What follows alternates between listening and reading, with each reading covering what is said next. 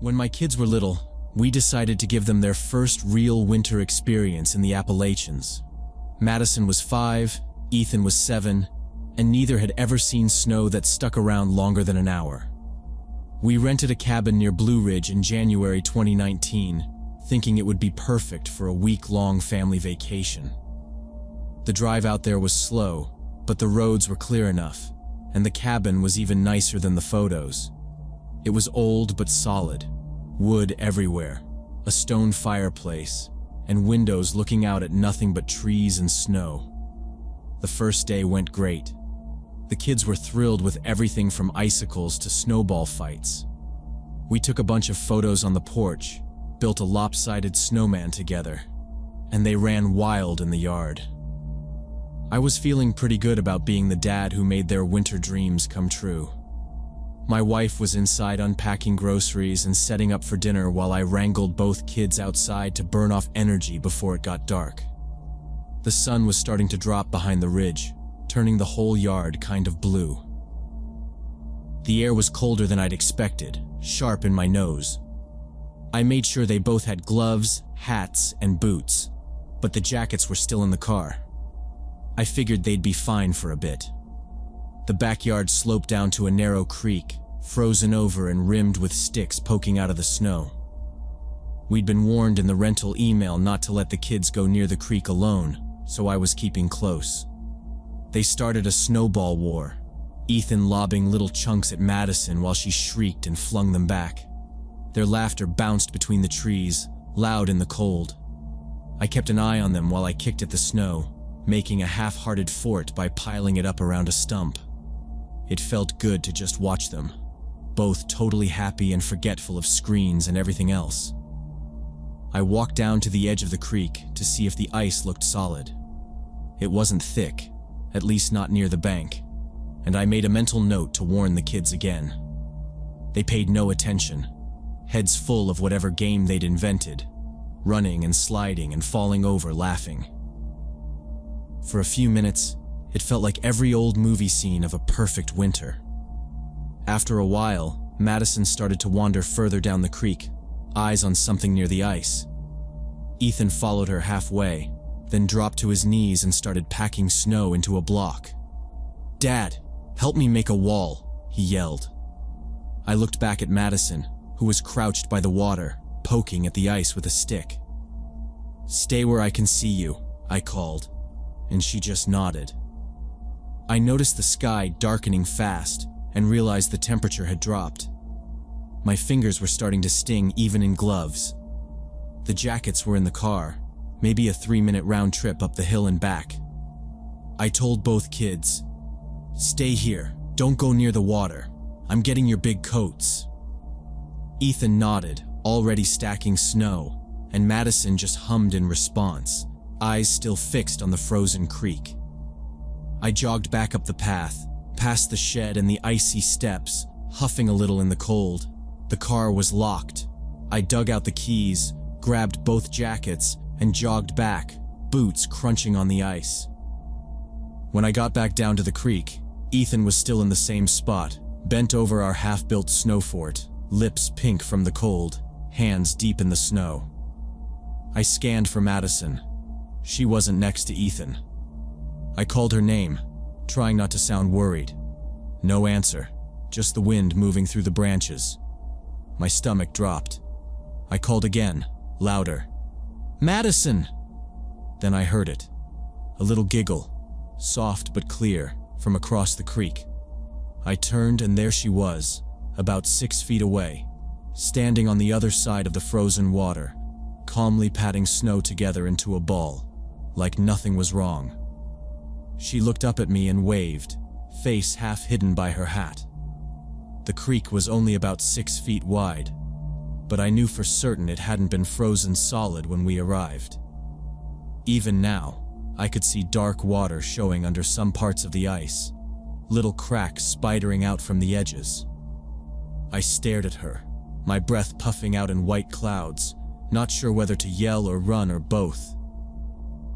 Madison just kept shaping her snowman, totally focused, the sound of her humming drifting over the frozen water. I called out to Madison, trying to keep my voice steady, asking her how she got over there. She looked up and grinned like she was proud of herself. "A nice man in a white jacket helped me cross," she said.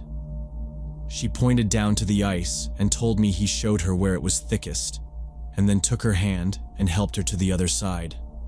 I stared at her, not sure what to say, just feeling the wind cut through my jacket. I asked her where this man went. She looked over her shoulder, pointing somewhere into the trees on her side of the creek. "He's over there," she said. He didn't talk, just smiled and pointed. She kept kneeling in the snow, packing it together, not noticing how tense I'd gotten. I stepped out onto the ice, testing it with my boot. It creaked but didn't crack. My hands shook, but I kept my eyes on her, telling her not to move. I made it across, grabbed her, and we hurried back to the other side. The ice groaned under us, but we made it. I picked her up and carried her the rest of the way up the slope, not looking back at the creek. Ethan was waiting, eyes wide. I shoved both jackets on the kids and told them we were done for the day. We walked fast up to the cabin, snow squeaking under our boots. I kept checking over my shoulder, but all I saw was empty white and blue, the sky almost dark. Inside, my wife was setting the table. She looked up and frowned when she saw our faces. I told her, quick and low, what Madison said. She glanced out the window, but there was nothing, just the quiet dark coming down. I dialed the park rangers while she kept the kids in the living room, turning up the TV to try to drown out the worry. My hands were still shaking as I talked to the dispatcher, explaining everything from the creek to Madison's story about the man in the white jacket. They took it seriously, said they'd send someone out as soon as possible. 2 rangers showed up less than an hour later, headlights sweeping across the snow. They came in, boots dripping meltwater on the floor, and listened to every word. One of them took notes, asking what time it happened, what the man looked like, and if Madison could describe him. She just shrugged, said he had nice eyes, and was tall. The rangers didn't look at me like I was overreacting. They said they'd had a few calls about someone matching that description over the past week. Always just out of sight, helping lost hikers or giving directions, never sticking around for thanks. I watched their faces and knew this wasn't the first time they'd heard something like this. They asked to look around outside. I followed them, breath fogging in the air.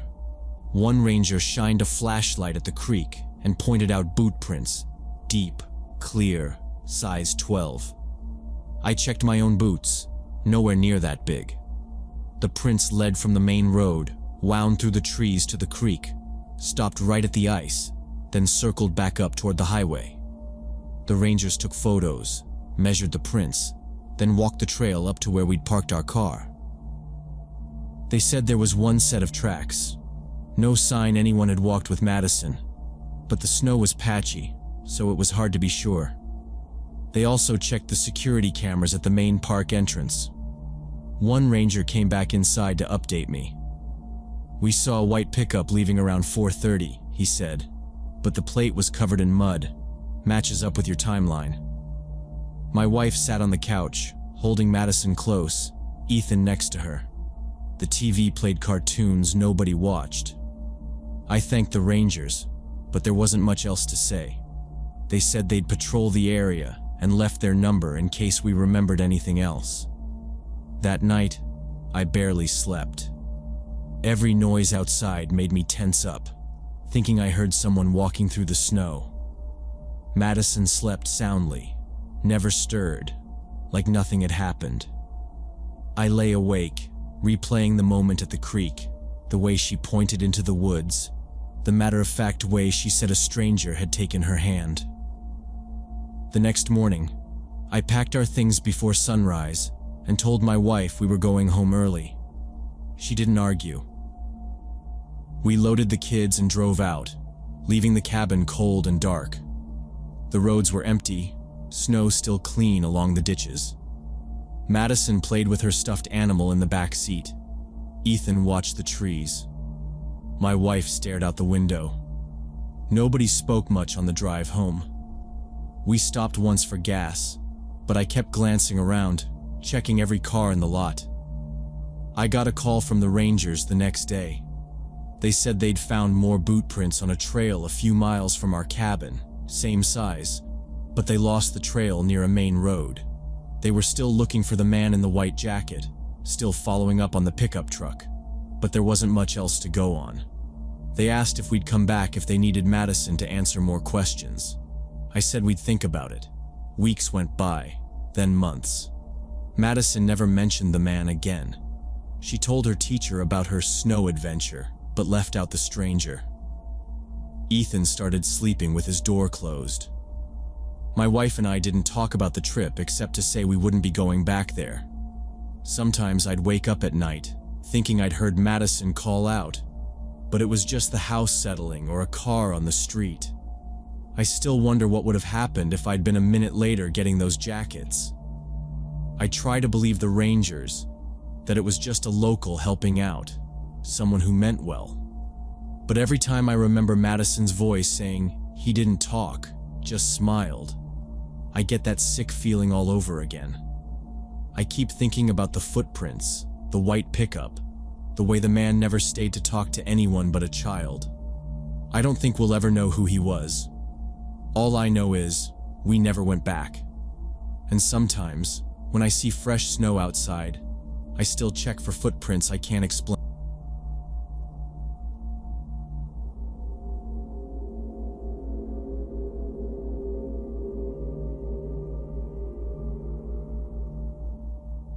Three years ago, I was working as a freelance videographer, mainly focused on nature documentaries.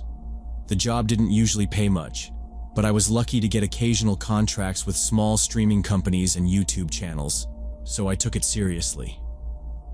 That summer, I found out about this remote area in the West Virginia Appalachians that hardly anyone had ever filmed, and I figured it would be perfect for a project on undisturbed ecosystems.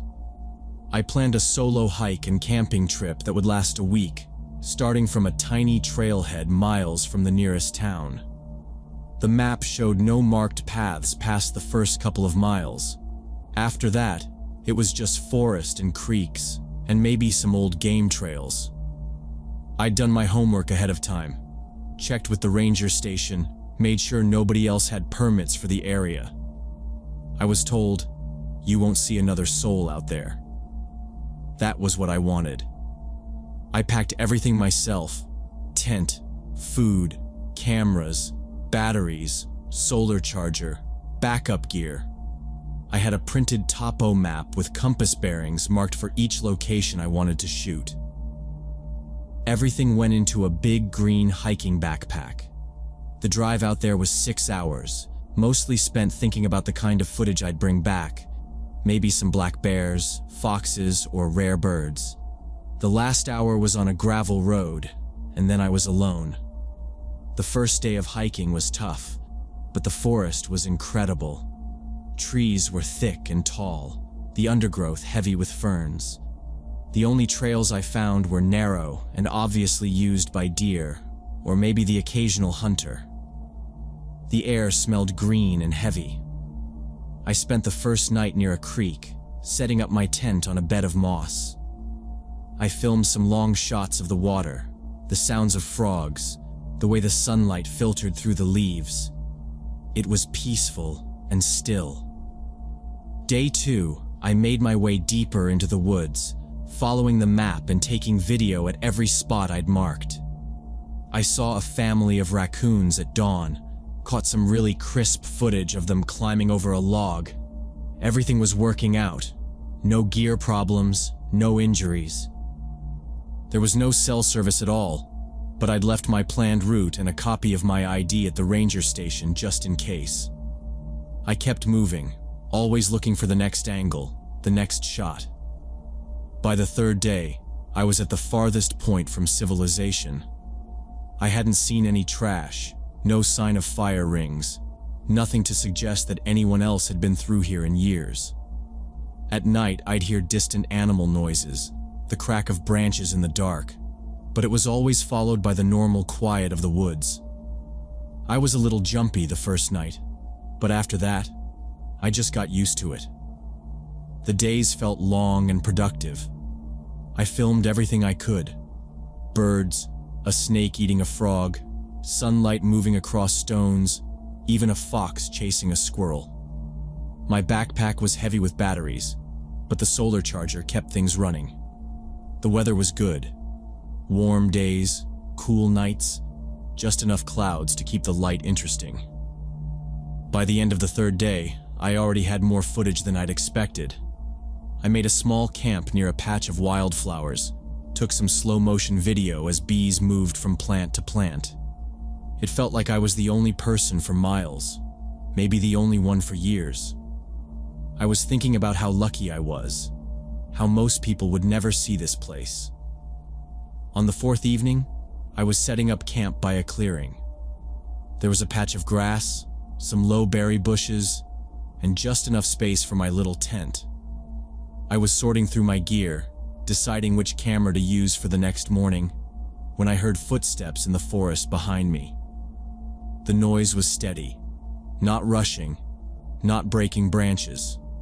My first thought was deer, maybe a bear, though bears don't usually move so quietly. I picked up my main camera, figuring I could get some wildlife footage. But as I listened, the footsteps kept coming, steady and deliberate.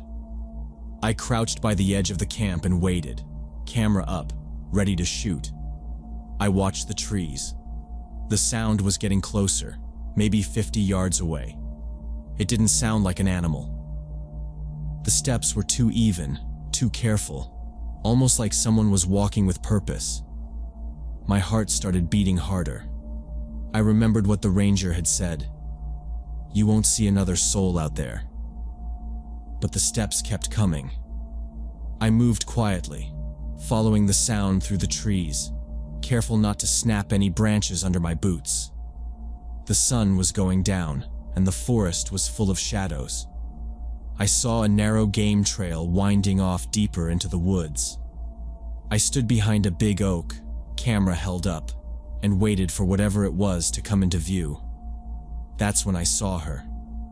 An elderly woman, moving slowly but with steady steps, coming down the trail. She was wearing a dark blue evening dress, the kind of thing you'd see at a wedding or theater, not at all what you'd expect in the forest. She had on leather pumps, the heels sinking a little into the soft ground. Her gray hair was styled perfectly, and she was wearing what looked like full makeup. Even from a distance, I could see lipstick, eyeliner, a heavy layer of powder.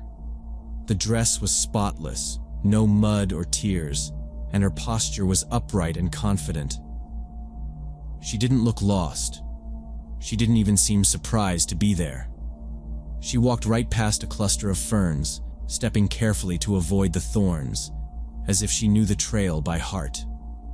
I stayed completely still, crouched by the tree, watching her through the camera lens. The only sound was her shoes crunching softly in the dirt. She didn't glance around, didn't call for help, didn't look worried at all. I held my breath and tried to make sense of it. The forest was silent except for her steps. She kept walking, moving deeper into the woods, never once slowing down or stumbling, like she was following some invisible path only she could see. I didn't dare move or make a noise. I watched until she disappeared around a bend in the trail, the blue dress vanishing into the dark trees. What struck me most was how out of place she looked, but also how she moved with total purpose, like she'd walked that trail 1,000 times before. She didn't hesitate or glance around, just walked at a steady pace in those shoes, carrying a small black purse, nothing else. I kept thinking she'd notice her mistake or turn back or stop and call for help, but she never did. I stood half hidden behind a thick tree, watching her for a long minute, maybe 2. I looked up and down the trail, tried to imagine any scenario where it made sense. A woman her age, alone, in that dress, with no coat or backpack or water, miles from the closest road, Nowhere near any towns, cabins, or even logging camps. I wanted to call out, just to make sure she was okay. But as soon as I opened my mouth, something made me stop. The way she walked, so calmly, so fixed, felt wrong. I felt like I was watching something I shouldn't interrupt. I thought maybe she needed help, but I stayed quiet and waited until she was further down the path, then decided to follow her at a distance, camera in hand. I figured if she was in trouble, I'd at least be able to call for help when I got back in range. She kept going, never slowing, never looking back. The trail was narrow and overgrown, but she didn't struggle with the brush or the rocks. It was getting darker under the trees, and I started to feel uneasy about how far we were from my camp. But she kept walking, her shoes clicking softly on the hard earth. I kept far enough back that I could barely see her, just the flash of blue between the trees. The trail split at a mossy boulder. Without any hesitation, she took the left fork. I waited a few seconds and then followed, but by the time I reached the split, I couldn't see her anymore. I moved carefully, scanning for her dress, but it was just empty woods and shadows. I crouched by the trail, listening. Nothing. I checked for footprints, soft soil, moss, loose pebbles, but there was nothing, not even a scuff mark from her shoes. The brush on both sides was untouched, not even a bent blade of grass. I waited, listening for her footsteps, a branch breaking, anything. All I could hear was the wind and the distant sound of a bird. I moved up and down the path, searching, then walked a little further along both forks, but it was like she'd vanished. The forest was empty and quiet. It was almost dark by the time I made it back to my camp. I kept looking over my shoulder, half expecting to see her walking up behind me, but the woods were silent. I packed up my things with shaking hands and ate a cold dinner. The quiet felt different now, thicker and somehow threatening. I barely slept that night, every small noise outside my tent making me sit up and listen. The memory of her blue dress in that green forest kept replaying in my mind. I wondered if I should have done something else, called out louder, gone after her right away. I kept thinking about how she hadn't looked scared, just calm, like she belonged out there, and I was the one who didn't. At sunrise, I broke camp and started hiking out. I moved fast, barely stopping for water, my nerves stretched tight the whole way. Every sound made me stop and scan the trees. I kept expecting to see her standing off the trail or hear footsteps behind me, but the woods stayed empty. It took me 2 days to get back to my car, and by then I'd convinced myself it had all been a misunderstanding, that there had to be some explanation. When I reached the ranger station, I went inside and asked to file a report. I gave a detailed description. Elderly woman, blue evening dress, styled gray hair, leather shoes, full makeup, small black purse, seen 4 days hike from the nearest road. The ranger typed everything into the computer and checked their database for missing persons. He shook his head. "We don't have anything like that," he said. "No one missing, nobody reported in distress. You're sure she wasn't with a group?" I told him I was sure. He asked a few more questions, then just sat there looking at me like he couldn't figure out what to say. He told me to call if I remembered any other details, then thanked me for coming in. I left the station feeling even worse than before. I drove home, replaying everything in my head, trying to think of something I'd missed, some detail that would make sense of it all. For weeks afterward, I checked the news, searching for any reports of a lost hiker or a body found in the woods. Nothing ever came up. Sometimes I wonder if I should have tried harder to help her, if I should have ignored that feeling and just called out, followed her more closely, tried to talk to her, anything. But the truth is, I still don't know what I witnessed out there, or why seeing her made me so certain that I should keep my distance. All I know is that something about her didn't belong in that forest, and neither did I. I finished the documentary, but I never went back to that part of the Appalachians. Every time I watched the footage I took out there, I remember the sound of those footsteps, and the blue dress vanishing into the trees, and how I never found out what happened.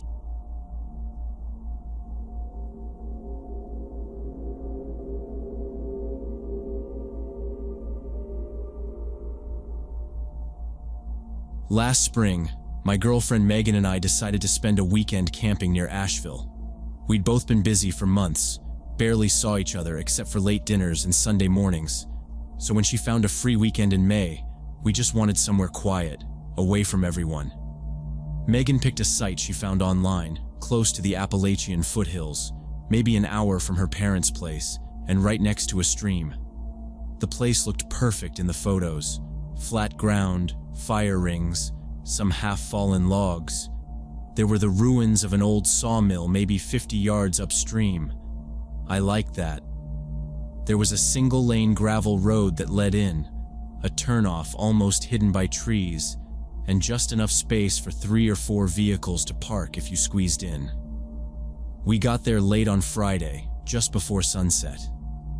When we pulled in, the only other sign of people was a beat-up red pickup parked way off at the edge of the clearing, past a tangle of thorn bushes. The back bumper was hanging off and both rear lights were busted. The windows were clouded with grime. It looked abandoned, so I didn't think much of it. The area was quiet. Megan stretched and started pulling out the tent bag. I walked over to check for any glass or junk near the spot we'd picked, and noticed how the pickup seemed like it had been there a while. Flat tire, and the bed was filled with leaves. The woods felt thick and damp and smelled like moss. Megan called out, wanting help with the tent poles, so I shrugged it off and walked back. We set up about 30 feet from the stream, just far enough not to hear the water too loud when sleeping. Megan spread out the sleeping bags while I got the little propane stove running. That first evening was perfect. It stayed warm after sunset. We made instant noodles and ate sitting on our camp chairs, watched bats swoop low over the water. Later, we hiked a mile upstream with our flashlights to look at the old sawmill ruins. The building was collapsed, but you could still see where the machinery had sunk into the ground. Megan thought it was cool and kept taking pictures, and I liked how empty everything felt. No other campers, no highway noise, just us and the sounds of the forest. When we walked back, it was so dark that I kept losing the path and tripping over roots. We made a small fire with dead branches, roasted marshmallows, and Megan laughed at how fast they caught fire. There were some animal sounds nearby, like raccoons, but nothing close. I could see our car from where we sat, and the only thing out of place was that red truck, still dark, still unmoved, not even a glint of metal catching firelight. Megan noticed I was watching it and asked, "You think someone's living in there?" I said no, probably just left there by a hunter or something, but now I kept glancing that way. When we went to bed, I zipped up the tent tight and listened to the stream until I fell asleep. I woke up once to some noises outside, probably a deer, some sticks snapping, nothing more. I checked my phone. It was after midnight. Megan mumbled something and rolled over. I waited, listening, but after a few minutes, it was quiet again. I must have drifted off. It was around 3:30 in the morning when we both jerked awake. The noise was loud and sudden, someone yelling, crashing through the woods, coming straight toward our camp. Megan sat up fast, wide-eyed, grabbing my arm. The yelling was a man's voice, hoarse, swearing, slurring threats at someone. I heard branches snapping and something metallic banging against wood. "You hear that?" Megan whispered. The shouting got louder, closer. "Get off my land! I'll kill you, I'll cut you up, you're dead!" I felt cold sweat on my arms. The words echoed across the clearing, bouncing between the trees. Megan clutched my hand tight, and I pulled the zipper on the tent flap just an inch. My heart was pounding. I saw a shape moving out by the tree line, past the fire ring. A tall man, thin, with tangled hair and a scruffy beard, wearing a flannel shirt and dirty jeans, stomping through the brush. His face was wild, twisted up, and he held something in his hand. A metal pipe or maybe a crowbar. It was catching the moonlight every time he swung it. He kept shouting, calling out that he'd shoot us, that he was going to burn everything down. He was maybe 100 yards away, but not stopping, just barreling through the brush, cursing and waving the metal object over his head. I whispered to Megan, "Grab your phone. Get the keys." My hands shook as I tried to roll up our sleeping bags and jam them into the big black duffel we'd brought for gear. Megan slid to the side of the tent, unzipped the inner pocket, and grabbed both phones, her keys dangling from the ring. The man's voice kept coming, louder. "Trespassers! I see you! You're dead! I'll find you! Megan was breathing fast. I kept the tent flap open a crack and watched as the man got closer, his boots crunching through the undergrowth. He was moving slow but steady, never looking away from our campsite. I could hear his boots now, heavy in the dirt, and every few steps he would slam the pipe against a tree trunk, making a hollow ringing sound that echoed through the whole clearing. Megan crawled over beside me, clutching the keys. I stuffed the last sleeping bag in the duffel and slung it over my shoulder, trying to keep the zipper quiet. The man was still yelling, voice ragged, repeating the same threats. "This is my land. I'll bury you here." Megan's eyes darted around the tent, waiting for me to say what to do next. I watched the silhouette move another 20 feet closer, stumbling, but never stopping. The man's face twisted up in rage as he raised the metal bar and slammed it down on a fallen log, splinters flying. The sound made Megan jump. I pressed a finger to my lips, signaling her not to make a sound, and waited, listening for his next move. We crawled out the back of the tent, moving as quietly as we could on our hands and knees. The grass was wet and cold, soaking through my jeans. I could hear the man's footsteps somewhere off to the side, closer to where the tent door faced the stream. Megan followed right behind me, clutching the car keys so tight her knuckles turned white. We didn't dare use our flashlights. Every few seconds I glanced over my shoulder, waiting for the shape of the man to burst through the trees. But he was still shouting at the tent, maybe thinking we were still inside. The car was about 40 yards away, just across the gravel. We reached the edge of the woods and paused behind a thick pine, listening. The man was stomping in circles by our campfire, swinging his pipe or crowbar, kicking at our cooler. He started shouting about how he'd bury us out here and no one would ever know. We waited until his back was turned and then sprinted, hunched low, across the clearing. The gravel dug into my palms as I skidded to a stop beside the car. Megan shoved the key into the lock and fumbled it, almost dropping it. I whispered at her to hurry, glancing back toward the camp. The man was still out of sight, but his voice was getting closer again, footsteps thrashing in the brush. Finally, Megan got the door open. We both slid into the front seats, barely daring to breathe. I pressed the lock button and dumped our bag in the back. I checked the rear view and felt a wave of panic. There, at the far end of the clearing, the red pickup truck was no longer sitting abandoned where we'd seen it earlier. Instead, it was now parked sideways, right across the only exit to the main road. The headlights were off, but the truck looked freshly moved, muddy tire tracks visible even in the moonlight. The gap between the pickup and the trees was barely wider than our car. Megan's hands shook as she pulled out her phone and started to dial 911, whispering our location, but the signal was weak, cutting in and out. The man's voice grew even louder, now mixing with the clanking sound of metal against metal. I realized then This wasn't just a random psycho stumbling through the woods. He'd moved the truck to trap us on purpose. He must have been watching us for hours, maybe from the moment we arrived. Megan looked at me, her face pale in the dashboard light. "He's coming," she whispered. I heard him bellow again, this time closer, the words slurred but clear enough to know he meant every threat.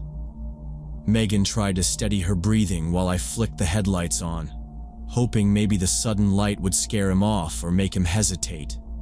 It didn't work.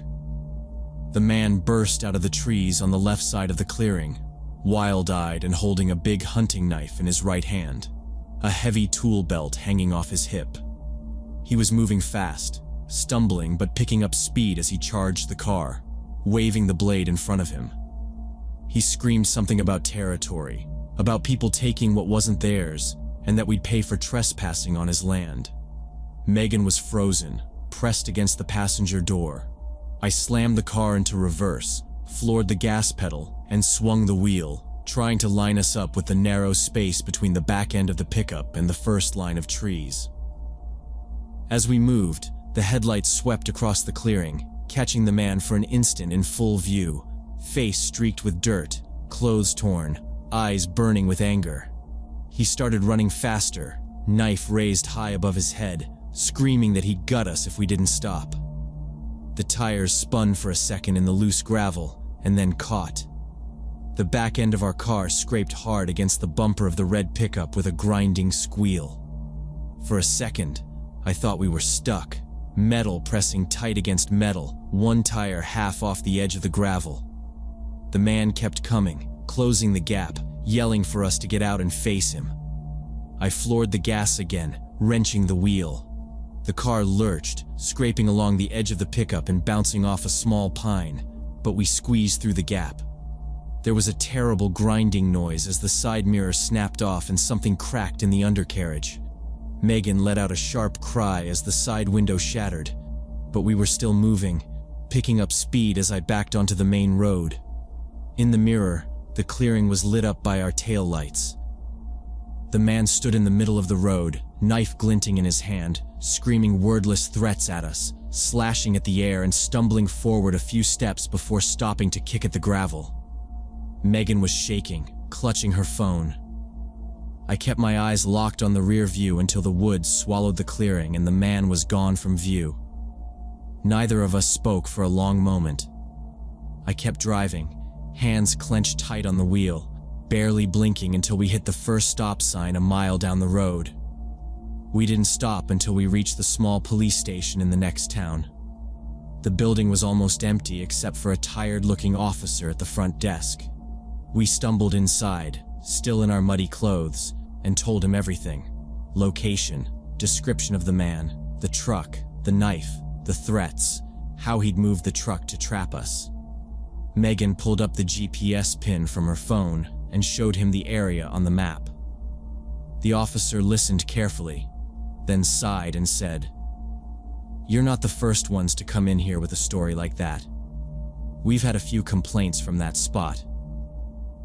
People say a man tries to scare campers away, claims the place is his, always gone by the time we get there. He wrote down our statements and promised to send a deputy to check it out, but warned us there was no cell service in those hills, and the woods were big enough for someone to hide all night. He said some people get possessive about old public land, and some take it too far, acting out, threatening people, sometimes worse." Megan just nodded, still shaking. The officer asked if we needed a place to stay for the night.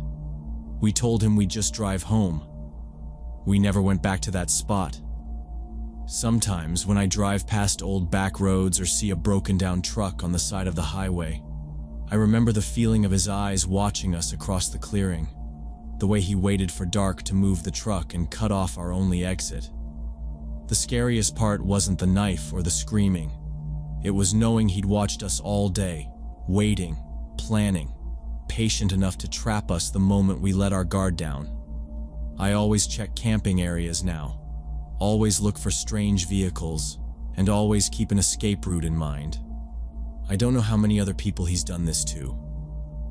I try not to think about it, but sometimes, late at night, I wonder how many campers never got away.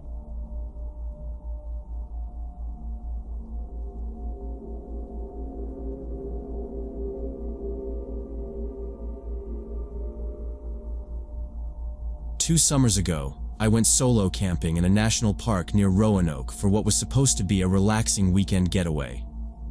The drive out took about 4 hours, all winding roads through trees that got thicker and taller the further I went. I had a favorite spot near a creek, flat ground, plenty of shade, a fire ring made from stones. It always felt private but not isolated, just quiet. That day was hot and a little humid, but the air felt clean out there. After parking at the small gravel lot, I lugged my pack the last quarter mile down the trail, stepping around roots and little rocks. Setting up my tent took maybe 20 minutes, just a simple two-person I could put up blindfolded by now. I unrolled my mat and bag, stacked my gear, and stashed my food bag high in a tree, like always. The creek made a soft, steady sound, and all I could hear for a while was the wind moving the leaves and some birds calling out. I boiled water on my camp stove, ate a bagged meal, and stretched out by the fire ring with a book, just enjoying being off my phone. It was late afternoon when I noticed it. Music coming from somewhere in the woods. Not loud, not close, just barely over the sound of the water and wind. I sat up and listened. It was definitely a song, country style, an older recording from the way it crackled. I tried to catch some lyrics but couldn't make them out, just a twangy voice and the same chords looping. At first, I figured it was just another camper not too far away. Sometimes people bring radios out, though it's not really allowed, and I'd seen a couple of other cars at the trailhead. It was kind of annoying, but not enough to ruin anything, so I went back to reading. But the song didn't stop. It would finish, then a short pause, then start right back at the beginning. Same voice, same rhythm, over and over. After a while, it started getting on my nerves. I tried to ignore it, walked down to the creek to splash water on my face, but even there the music was still faintly in the air.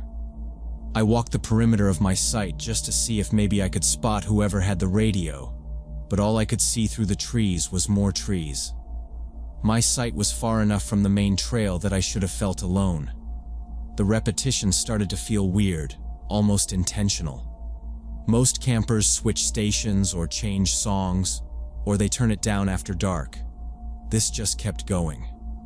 The sun was getting lower and the shadows stretched long, and I was still hearing that same song, looping. After about an hour, I'd had enough. It was past dinner and the bugs were coming out, so I pulled on a long sleeve and grabbed my headlamp from my bag. If someone had just left their radio running, maybe they'd gone for a hike and didn't realize. But if they were around, I wanted to ask them to turn it off. The park rules said to keep things quiet, and I was hoping for some peace. The direction was hard to pin down. The sounds seemed to drift in with the wind, sometimes stronger, sometimes barely there. I tightened the straps on my boots, clipped the headlamp on, and started walking toward where I thought the sound was coming from, pushing through the brush. The woods grew thicker the deeper I went. There wasn't a trail, just soft moss and dry sticks underfoot. Branches scraped my arms and I had to duck under low limbs. Every few minutes I'd stop and listen, trying to figure out if I was getting closer. The music never got much louder. Sometimes it faded, then picked up again when the wind shifted. My headlamp made a narrow tunnel of light, and everything outside it was shadows. I tried to keep my bearings, checking the position of the creek behind me, and making mental notes of odd-shaped trees. There was no sign of any other campers. No voices, no firelight, no tents. It was just me and the woods and that distant music. I kept walking, feeling sweat running down my back, breathing hard. Almost a mile in, I found it.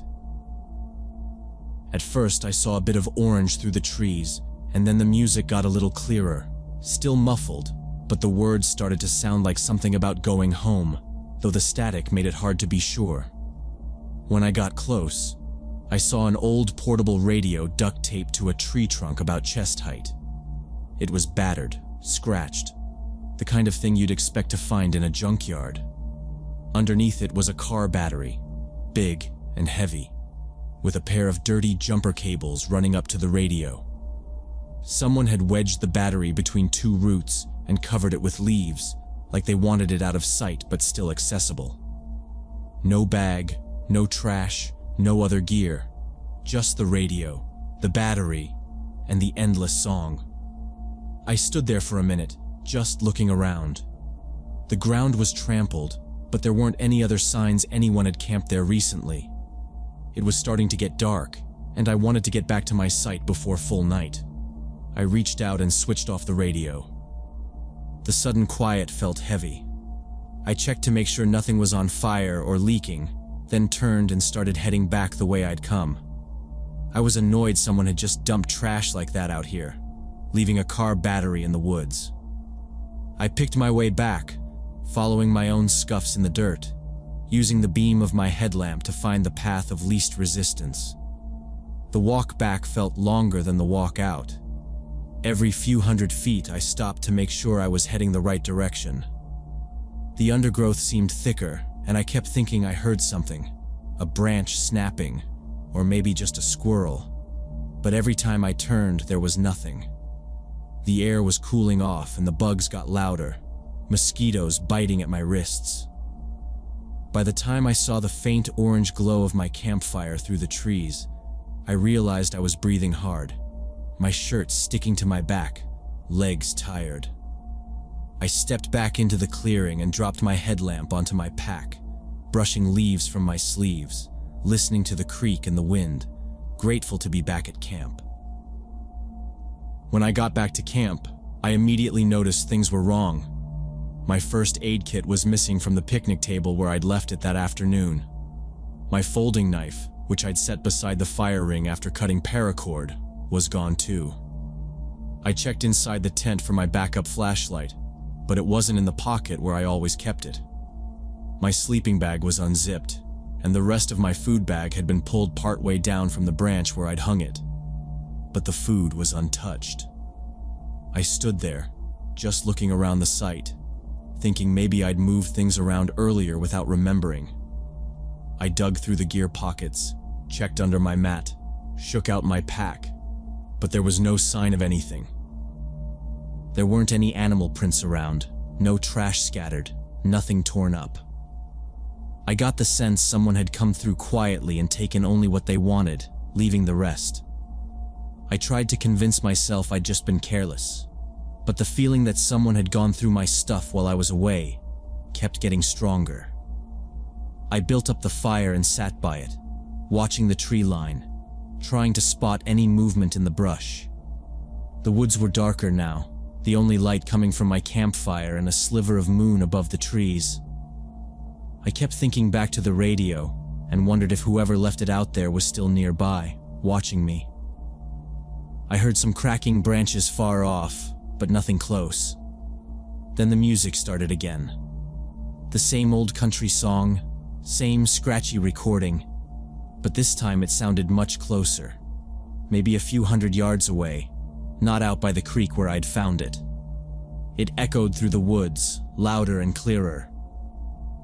My hands were shaking as I listened, trying to figure out which direction it was coming from. I put out the fire with my water bottle, stomped the ashes flat, and started throwing my remaining gear into my pack. I left the tarp and cooking pot, not wanting to waste time. I kept checking over my shoulder at the darkness between the trees, feeling like someone could be just out of sight. I zipped my bag, slung it over my shoulder, and held onto my headlamp with one hand. Every few seconds, the song would drift in and out, getting louder, then softer again as the wind shifted. I couldn't tell if it was moving or if the echo was playing tricks on me. I started walking down the trail toward the parking lot, keeping the beam of my headlamp on the ground ahead and listening for footsteps behind me. About half a mile out, The trail curved sharply through a patch of thick brush. That's where I saw my missing stuff, laid out across the dirt. My first aid kit had been opened and the contents were arranged in a straight line, each packet and bandage spaced perfectly apart. My knife and flashlight were set on either side of the display, blades open, pointing outward. There were footprints in the mud nearby, boot prints, not animal tracks. I scanned the area with my headlamp, but the trees were dense and I couldn't see more than a few feet. I listened hard, trying to hear breathing or movement, but the only sounds were the creak somewhere behind me and the low drone of bugs. The radio kept playing, closer than before, and I could hear branches breaking in the woods to my right. My mouth was dry and I felt my pulse in my throat. I left the gear where it was and started running, my boots slipping on rocks and roots. I glanced back once, saw nothing, but the music kept getting louder. I cut off the trail, ducking through a patch of low pine, breaking twigs as I forced my way uphill. I lost my sense of direction more than once and kept stopping to listen for footsteps. The music faded as I got further away, but every time I slowed down, I heard snapping branches and what sounded like someone moving fast through the woods just out of sight. My headlamp beam flickered, then steadied again, and I kept going, stumbling over dead logs and pushing through tangled branches, trying to keep quiet. The woods were pitch black by then. My legs burned and I could taste blood in my mouth from breathing so hard. I kept going, veering off the main trail, not caring if I got scraped by branches or fell into a ditch. I passed a downed tree and had to crawl under it, then came out into a clearing I didn't recognize. I saw a flash of movement behind me, but when I turned the headlamp, there was nothing there. My heart was pounding so loud I could barely hear.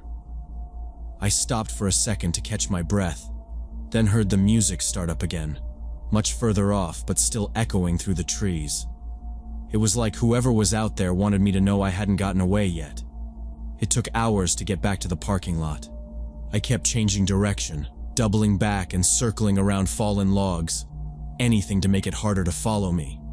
I tripped twice and tore my jeans at the knee, but I didn't stop. The sky started getting lighter, gray and pale over the tops of the trees, and I finally spotted the sign for the parking lot through a gap in the brush. I half ran, half stumbled to my car, fumbling for the keys with shaking hands. I locked the doors and sat behind the wheel, headlights on, just waiting for my breathing to slow down. I didn't leave until the sun was well up, and when I finally drove down the gravel road, I stopped at the ranger station and told them everything. They listened without much surprise. The ranger on duty said there'd been a string of thefts and break-ins at the campsites in that area for months. Thieves would use distractions, radios, fake campfires, sometimes even animal calls, to get people out of their tents. While the campers were gone, they'd go through the sites, take things, and sometimes return them later, arranged in strange ways. The ranger said it seemed like more of a mind game than anything. Sometimes people saw figures watching from the woods but never close enough to identify. I never went back to that park. I started camping in public campgrounds, always with other people nearby. I bought new gear, but I still think about that night, about how someone watched me for hours, planned out every step, and used my own habits against me. The fact that they didn't want to steal anything, just to see how far they could push me, still makes my skin crawl. It's not the lost gear that keeps me up. It's knowing how close someone was, hidden in the dark, waiting.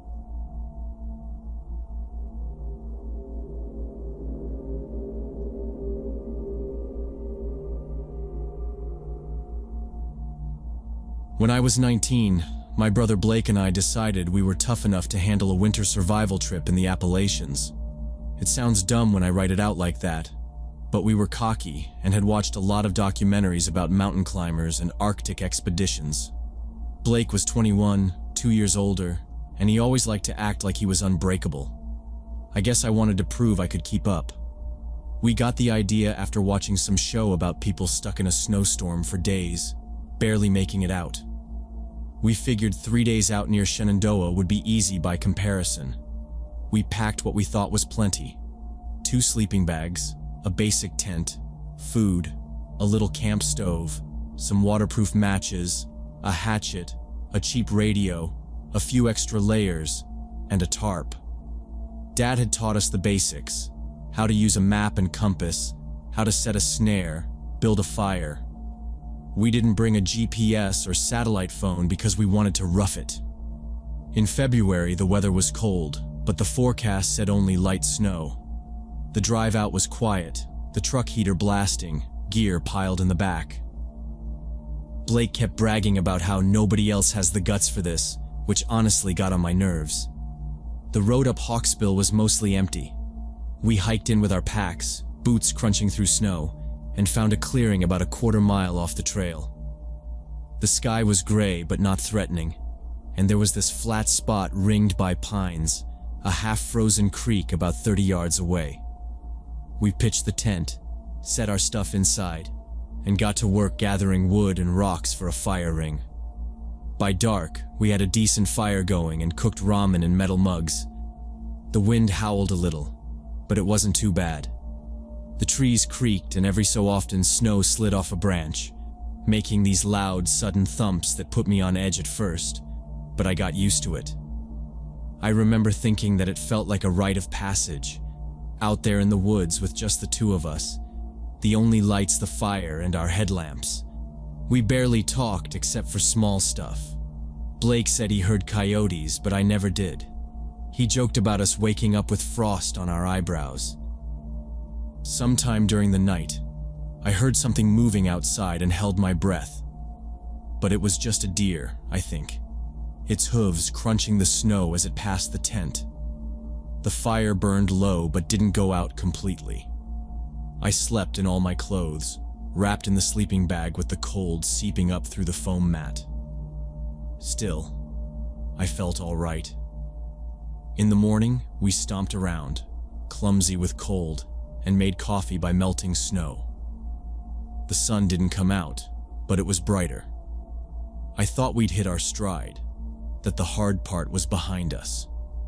That second night, everything changed. Sleet started hitting the tent before it was even dark. By midnight, the ice rain was coming down in sheets, heavier than the forecast said. Water pooled in the corners of the tent. I woke up freezing, the bottom of my sleeping bag soaked, my feet numb. Blake was awake too, swearing and trying to stuff gear under the tarp we'd hung inside. Every time we moved, icy water dripped onto our heads or down our necks. The firewood we'd stashed was already wet from the sleet. We tried piling more branches on top, hoping to dry out some twigs underneath, but nothing would catch. Our hands were numb and my head was pounding. I could see my breath inside the tent, and the little LED lantern barely threw any light. By dawn, the ice was still falling, and our supplies were soggy and scattered. Blake crawled out to look for anything dry enough to burn. I tried to organize our mess of gear, wrapping food in plastic bags, stacking clothes that weren't soaked. My fingers felt stiff and slow. I could hear Blake moving around just outside the tent, his boots crunching on the ice crust, then stopping. He called my name, not loud, but sharp, in a way I'd never heard from him before. I paused, hunched over a pile of tangled socks and wet gloves. His voice came again, urgent but weirdly flat, and I unzipped the tent to look. Blake was standing about 20 feet away, half in the open, half at the edge of the trees, his back to me. He didn't turn or move, just kept staring into the woods. Something about his posture looked wrong, like he was bracing himself. The woods looked the same as yesterday, but I felt this prickling up my neck. I crawled out, boots sinking into slushy ice, and walked over to him, following his line of sight into the tangled shadows between the trees. There was a man in full camouflage standing between 2 pine trees about 30 yards from our camp. He blended into the snow and shadows so well, I wouldn't have seen him if I hadn't looked exactly where Blake was staring. The guy wasn't moving, just standing there with his shoulders hunched, a hunting rifle hanging low in his hands. His face was hidden by the brim of a camo hat and a scarf pulled up almost to his eyes. For a second, I wondered if maybe he was just another hiker or hunter who wandered too close. But then I saw the way he was watching us, not looking around or scanning the ground, just locked on our tent. I whispered, "Should we say something?" Blake didn't answer. He just kept his eyes on the man. Then, in a voice so low I barely caught it, he said the guy had been standing there for at least 5 minutes, never moving, just staring at our camp. The air felt thick, and I could hear my own heart beating. I tried to wave, gave a short, nervous, "Hey, you all right over there?" But the man didn't respond at all. He just stood completely still, not even shifting his weight. Then he slowly raised the rifle, bringing it up and pointing it straight at us. Everything felt like it happened in slow motion after that. I grabbed Blake's arm, yanked him down behind the thickest tree trunk I could see.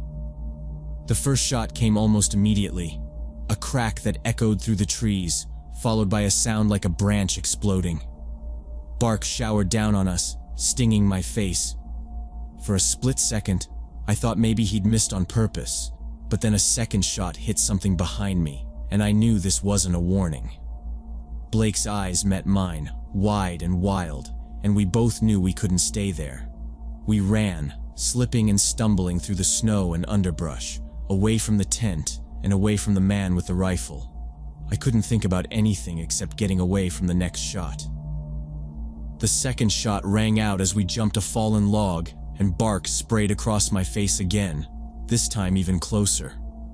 I felt a burning pain in my left arm and looked down to see blood running out from under my sleeve where a splinter of wood or maybe something else had gouged deep. I barely felt it, adrenaline pounding in my ears. Blake kept glancing back to make sure I was still there, but he didn't slow down. We were both gasping for air, boots slipping on hidden rocks and tangled roots buried under the icy crust. I could hear 2 more shots behind us, echoing through the trees. I didn't know if the man was following or just firing at random, but I wasn't going to look back. The forest was a mess of low branches and slick ground. Every few seconds I stumbled, sometimes going down to one knee, but always scrambling back up. Blake was a few steps ahead, shouting for me to keep moving. My lungs felt raw. We crashed through brush, and finally, I saw a sliver of the main hiking trail through the trees, a narrow, packed strip of snow where footprints and tire tracks cut through the forest. There might be other people, maybe help. We burst out of the trees and nearly ran straight into 2 men sitting on ATVs, both of them dressed in thick jackets, goggles, and orange vests. We must have looked like we'd seen a ghost. Blake was yelling, waving his arms, and I held up my bleeding arm. The men stared at us for a second, like they couldn't figure out what was going on, and then Blake managed to get out something about a man with a gun, someone shooting at us from the woods. The older guy just nodded, swung a leg over the ATV, and told us to get on.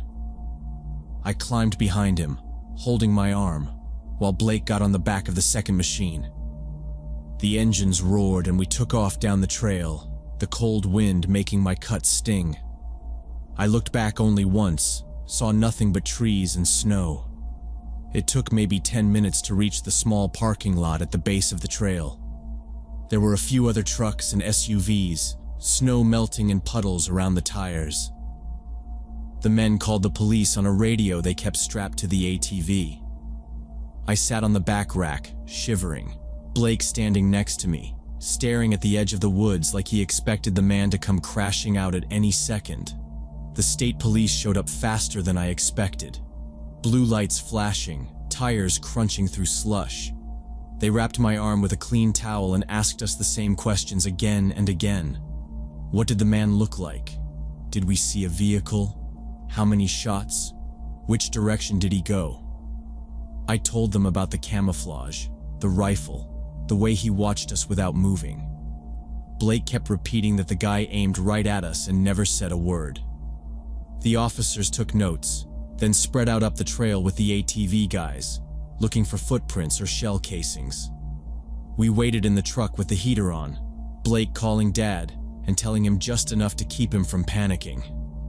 An officer finally came back, told us they'd look into local hunting permits and check if anyone was supposed to be in that part of the forest. They said it was hunting season, and it could have been an accident, but I knew it wasn't. In the days after, the police called for follow-up questions. They checked everyone with a hunting license in the county, but nobody admitted to being in that spot on that day. The official report classified it as an accidental discharge during hunting season, even after we insisted the man had deliberately aimed at us. No shell casings were found, probably lost under snow. Our gear stayed in the woods. Neither of us wanted to go back to get it. About 6 months later, Blake sent me a news article, a short piece about 2 hikers who reported a suspicious armed individual in the same general area. No injuries, but it sounded almost exactly like what happened to us. I still think about that man sometimes, about how he never said a word, how he raised the rifle so slow and steady. I wonder what would have happened if we'd hesitated, or if we'd tried to talk again, or if Blake hadn't seen him first. Sometimes at night, I see that man standing between the trees, just watching, and I wonder how many other people have crossed his path and never made it out.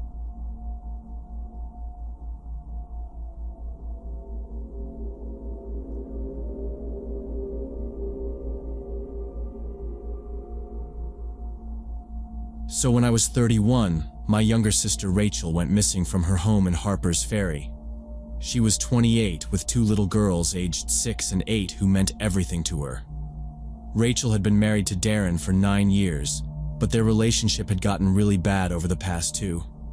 He developed a serious drinking problem after losing his construction job and became increasingly controlling and aggressive. Rachel had finally filed for divorce that summer and was fighting for full custody of the girls. She'd been staying with me on weekends when things got too tense at home. The last time I saw her was October 14th, when she dropped the kids off for their usual Saturday sleepover. That Saturday seemed normal, just Rachel in her old gray hoodie, hair tied up, distracted but not upset. The girls ran inside with their backpacks, arguing about what movie to watch that night. Rachel stood at the door, hands deep in her pockets, eyes flicking down the block like she was watching for someone. She asked if I'd mind keeping them until Sunday afternoon since she needed to handle something with the house. I said of course, that she could stay if she wanted, but she just smiled, shook her head, and said she'd be back after lunch the next day. She didn't even come in for coffee like usual, just hugged both girls and left in a hurry. I remember the sound of her car idling too long at the curb before she drove off. I figured she had errands or maybe just needed some time alone. Sunday came and went, but Rachel didn't text to check in like she always did. I tried her phone around noon, then again later, but it went straight to voicemail. The girls kept busy with their drawing pads and a puzzle, but by evening I started to get anxious. I sent Rachel a few more messages, asking if everything was okay. Darren didn't call, and that was odd, since he usually checked up on where the girls were. I put them to bed, promising their mom would be there in the morning. By Monday, I was getting worried. I packed the girls' bags for school and tried Rachel's number again. Nothing. I texted Darren but didn't get a reply until almost noon when he called me, sounding annoyed and tired. He said Rachel had left the house after an argument the night before, that she'd been drinking and stormed out around 11 p.m. He claimed he didn't know where she was going or when she'd be back. He kept repeating that she'd done this before and that he was sure she'd show up when she cooled down. The way he said it didn't sound right. Rachel would never abandon her kids for a whole day, not even after a fight. I got off the phone with Darren and started calling around. Rachel's close friends hadn't heard from her since Friday. Her work hadn't seen her since she'd left early Friday afternoon. I called my parents, told them something was off, but they said maybe she just needed a break, that divorces were hard. But it didn't feel like that. Rachel wasn't the type to disappear, not with her custody case so close. I drove over to her house around 4 p.m. to see if her car was there. It wasn't in the driveway, and the blinds in the front room were closed. The porch light was off, mailbox full of junk flyers, and one envelope sticking out with her name on it. I was about to leave when Mrs. Patterson, our neighbor, called out from her yard. She was an older woman who always paid attention to everyone's comings and goings. She said she'd seen Darren's pickup truck in their driveway at 3 a.m. that morning, way after Rachel supposedly left. I asked if she was sure about the time. She nodded, said she'd been up letting her dog out and noticed because the engine was running a long time, headlights pointing at her window. I thanked her and told her to call if she saw anything else. That night, I called Darren back and told him what Mrs. Patterson said. He got angry real fast, his voice rising, saying Mrs. Patterson was confused, that she always mixed up days and times, and that he'd spent the night at his brother Travis's place in the next county. He told me to stop listening to neighborhood gossip, that I was just making things worse. I asked him again when he'd last seen Rachel, and he repeated the same story, this time even slower, like he was trying to memorize it as he spoke. He insisted Rachel was just blowing off steam, that she'd turn up. But everything about it felt wrong. Rachel would never abandon her daughters like that. Not for a night. Not for a whole day. After that call, I sat in my kitchen with the girls asleep down the hall, Rachel's phone still going straight to voicemail, the sky outside already dark. I wrote down the details in a notebook, times, calls, what Mrs. Patterson said, because something told me I might need them. Around 8 p.m. I called the police to report Rachel missing. I gave them all the details, told them about the custody battle, Darren's drinking, the weird timeline, and what the neighbor saw. The officer on the phone listened quietly and took notes. He said they'd send someone out to take a statement and check the house. That was the last action I took that day. The detectives came to Darren's house 3 days after I called them. A pair of them in plain clothes knocking hard on the front door, while another waited by the driveway. The kids stayed with me, but I watched from across the street. They spent hours in the house and garage, coming in and out, bringing out brown paper evidence bags. When I finally talked to the lead detective, she told me they'd found blood traces on the garage floor. Thin lines in the cracks and under the baseboard, almost invisible unless you knew what to look for. There were also wide, clean patches on the concrete, like someone had used bleach and tried to scrub it all out. They pulled security camera footage from the hardware store in town and matched Darren on tape buying heavy-duty trash bags, a mop, and a big jug of cleaning solution around noon on October 15th, the morning after Rachel vanished. Darren tried to act helpful at first, showing them around and answering questions, but his story kept changing. He said he'd been at his brother's place after Rachel stormed out, but couldn't say exactly what time he got there. They asked about Rachel's purse and keys, since she hadn't taken them with her. He shrugged and said, maybe she just walked out, maybe someone picked her up. But when the detectives searched Darren's workshop, they found her purse and keys shoved behind a rack of paint cans, covered in dust. There was a small brown stain on the strap of her purse. He told them he had no idea how they got there, said maybe Rachel hid them herself, or someone was trying to frame him. While they waited on lab results, detectives went through Rachel's phone records. She'd saved several voicemails from Darren, the last 3 in the week before she disappeared. His voice was slurred and angry in each one, cursing her out for wanting custody, warning her that she'd regret dragging him through the courts. The last one was the worst, him saying, "You don't get to take my kids. You'll see." They brought all this to the DA, But without Rachel's body, they said there wasn't enough to charge him with murder. They kept looking, digging up parts of the backyard and bringing search dogs out to the woods behind the house. But nothing turned up. Darren stayed in the house with the girls, barely speaking to me or anyone else. Rachel had told me so many times she was scared of what Darren might do. She'd called me crying after fights, sent pictures of her arms and back with deep purple bruises. She didn't want to go to the police because she was afraid he'd hurt her worse or try to take the kids.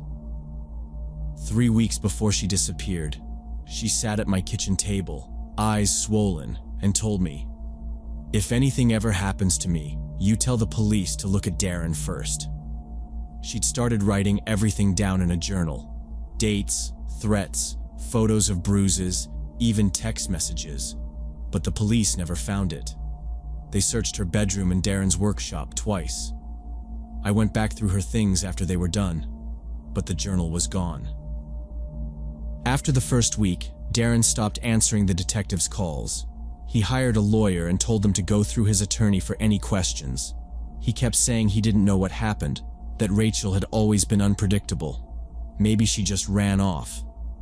His brother Travis stuck to the same story, that Darren showed up at his place around midnight and spent the night on his couch, but he looked shaken every time the detectives came around.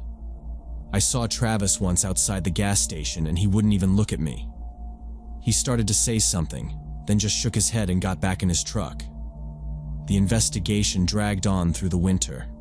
Rachel's picture was everywhere, on flyers, on the evening news, even on the side of the school fence. The detectives kept coming back with more questions, going through old emails, searching Darren's phone and computer, but nothing led to Rachel. The only thing that changed was Darren started acting more paranoid. He put up new locks on every door, got security cameras, stopped letting the girls play outside unless he was watching.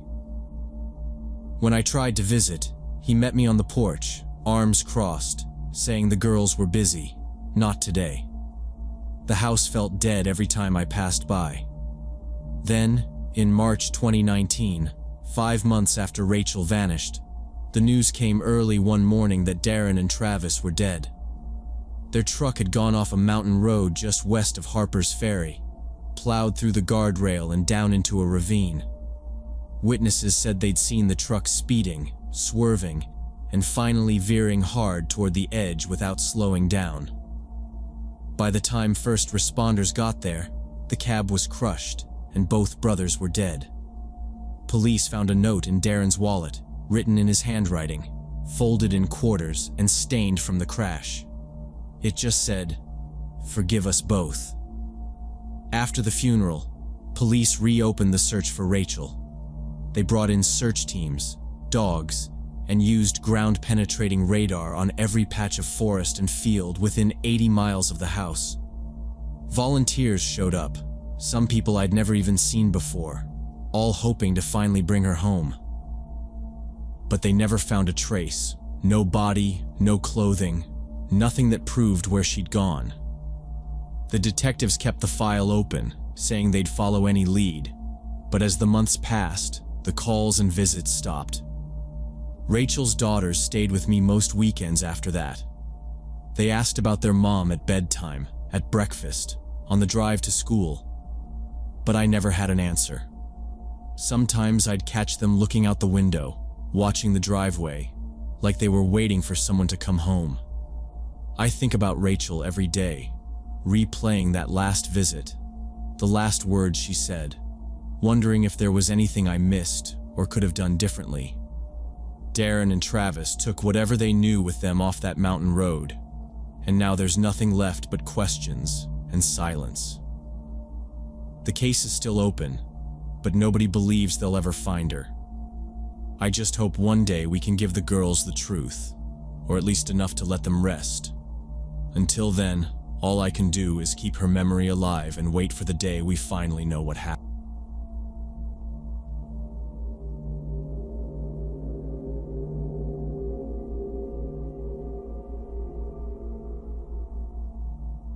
It happened last October when my buddies Cole and Danny decided we needed to get away from campus for a weekend camping trip.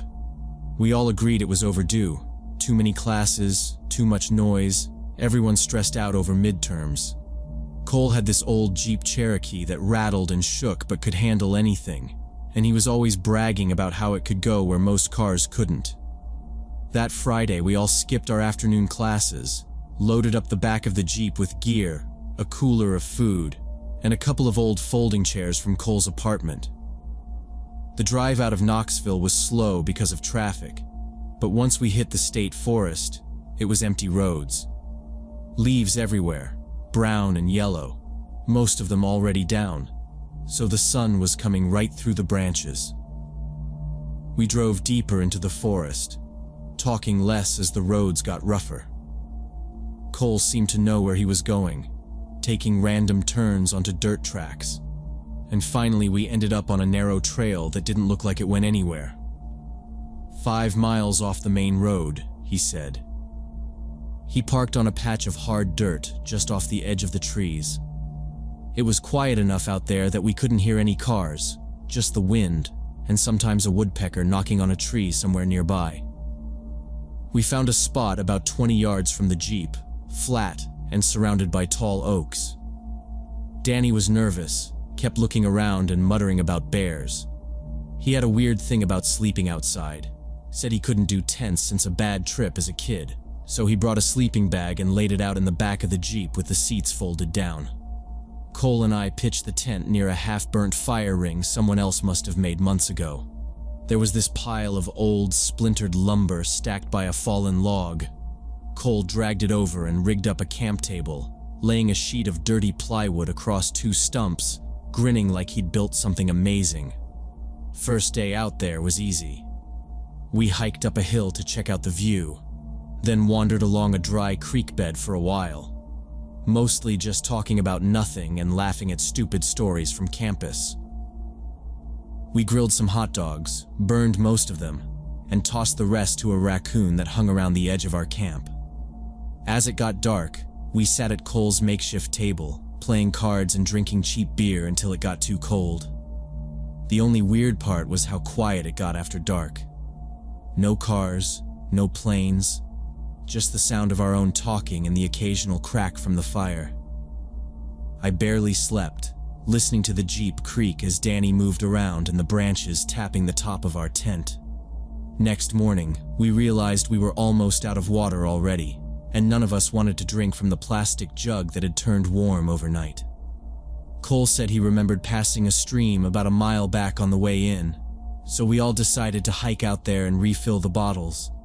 It took us longer than we expected, over an hour each way, since we kept losing the trail and arguing about the right direction.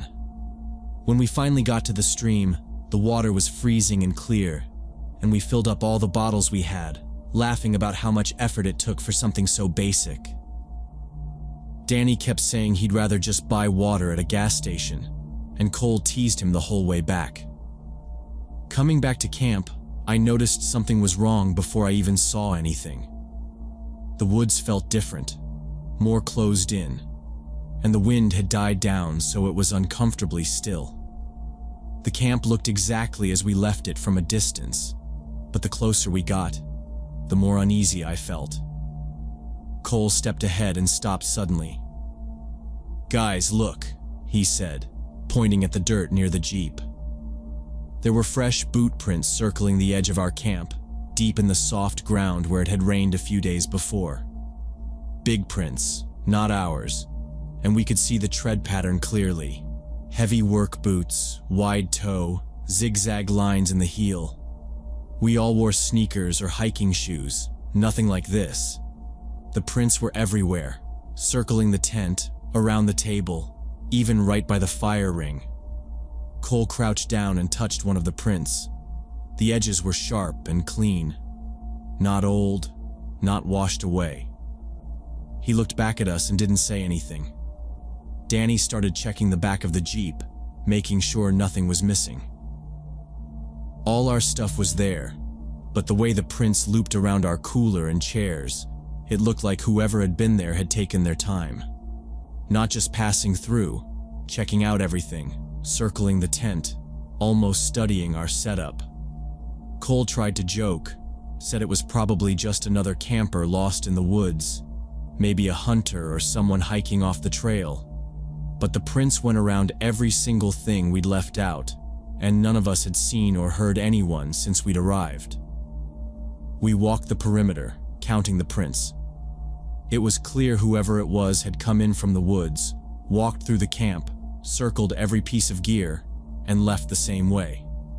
No attempt to hide it, just walked right through. The tread pattern was easy to follow. I kept looking into the trees, thinking I'd see someone watching us from behind the oaks, but nothing was there, just shadows and branches. Cole said we should keep calm, probably nothing, but we all agreed to keep our phones close and stay alert. We talked about whether to pack up and leave, but it seemed like overreacting. We didn't want to look scared in front of each other, and besides, all our stuff was untouched. We decided to stay another night but kept an eye out, jumping at every sound from the woods. As we started getting the fire going, Cole went over to the table and stopped. There, on the plywood, was a single, perfectly round burn mark, fresh and black. It hadn't been there when we left. Stuck right in the center of our makeshift table was a hunting knife with a red handle that none of us had ever seen before. The blade was driven in deep, almost up to the hilt, right through the plywood. Cole stared at it for a long second before reaching out, wrapping his hand around the grip, and giving it a hard pull. It didn't come loose at first, but he managed to wrench it out after a few hard tugs. The knife was heavier than it looked. There was no message, nothing carved into the table, no sign that someone wanted to talk. Just the knife, planted right where we'd been sitting the night before. For a few seconds, we all just stood there, not saying anything.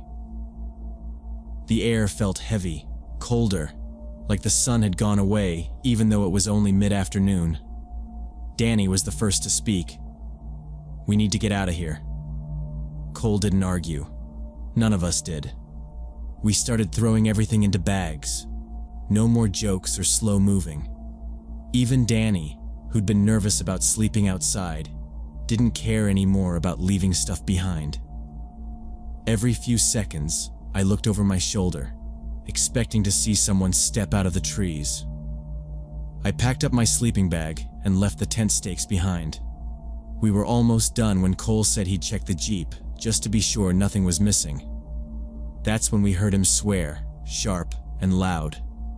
We rushed over. All 4 tires were flat, not just a little, but stabbed through with long, clean cuts. Each tire had a slit maybe 2 inches long. Cole held up the knife and lined it up with one of the holes. It matched exactly, like whoever did this wanted us to know they'd been close enough to touch everything we owned. We argued for a second about what to do, but nobody wanted to stay there. The sun was already sinking, and the cold was starting to creep in. There was no cell signal this far out, so calling for help wasn't an option. Cole said the main road was 5 miles back the way we came, but if we stuck to the old logging trail, we could make it before full dark if we hurried. We grabbed only what we needed: water, a couple of flashlights, some snacks, and the knife. Everything else stayed behind. Danny zipped his hoodie up tight and slung his backpack over one shoulder, already moving before we even finished talking. We started off at a fast walk, pushing through the brush and fallen leaves. Every branch crack or squirrel moving in the undergrowth made us all flinch. After the first mile, it got harder to keep up the pace. My legs were burning, and Danny kept tripping over roots. Cole stayed out front, looking over his shoulder every couple of minutes. About 2 miles in, we stopped to catch our breath and heard the faint sound of a truck engine back in the woods. It was impossible to tell how far away it was, but the engine noise would fade out and then come back louder, closer, as if someone was circling, maybe following the path we'd taken out. We didn't talk about it, just started moving faster, half jogging even when the trail was rough. It got darker quick under the trees, the light fading to gray. I kept checking my phone for a signal, but there was nothing, just that empty, no service icon. We stuck together, not wanting to get separated, and tried to ignore the sounds behind us. Every so often I thought I saw movement between the trees, a flash of color or a shape ducking behind a trunk. But when I looked again, it was just empty woods. The trail finally spit us out onto the edge of the paved road, just as the last bit of daylight disappeared. We were all breathing hard, bent over with our hands on our knees, when we saw headlights coming around the curve. For a second, I thought it might be whoever was in the woods, but the truck rumbled past, slowed, then stopped a little ways ahead. The driver leaned out, a middle-aged guy in a flannel shirt with a logging company patch on his sleeve. "You boys lost?" he asked, and Cole just nodded. He let us climb into the back, all three of us squeezed in next to chainsaws and oil cans. As the truck rolled down the road, he said, "I've seen this before. Someone out here likes to scare off campers. Best thing you did was leave." We didn't argue. Nobody said a word for the whole ride to town. He dropped us off at a gas station near the edge of a small town, and we went inside to warm up. The guy behind the counter gave us weird looks until we explained what happened. He called the county sheriff for us, and a deputy showed up after maybe half an hour. We told him the whole story, how we found the knife, the slashed tires, the engine in the woods. He listened, took notes, and shook his head. "There's been trouble out that way before," he said. "Somebody's got a problem with strangers. Without a name or a plate number, there's not much we can do. But you boys did the right thing getting out of there." We gave him the knife with the red handle. He put it in an evidence bag and told us not to expect much. "If I were you, I'd count your blessings," he said, almost like he'd seen this kind of thing more than once. Cole called his dad, who agreed to come pick us up in the morning.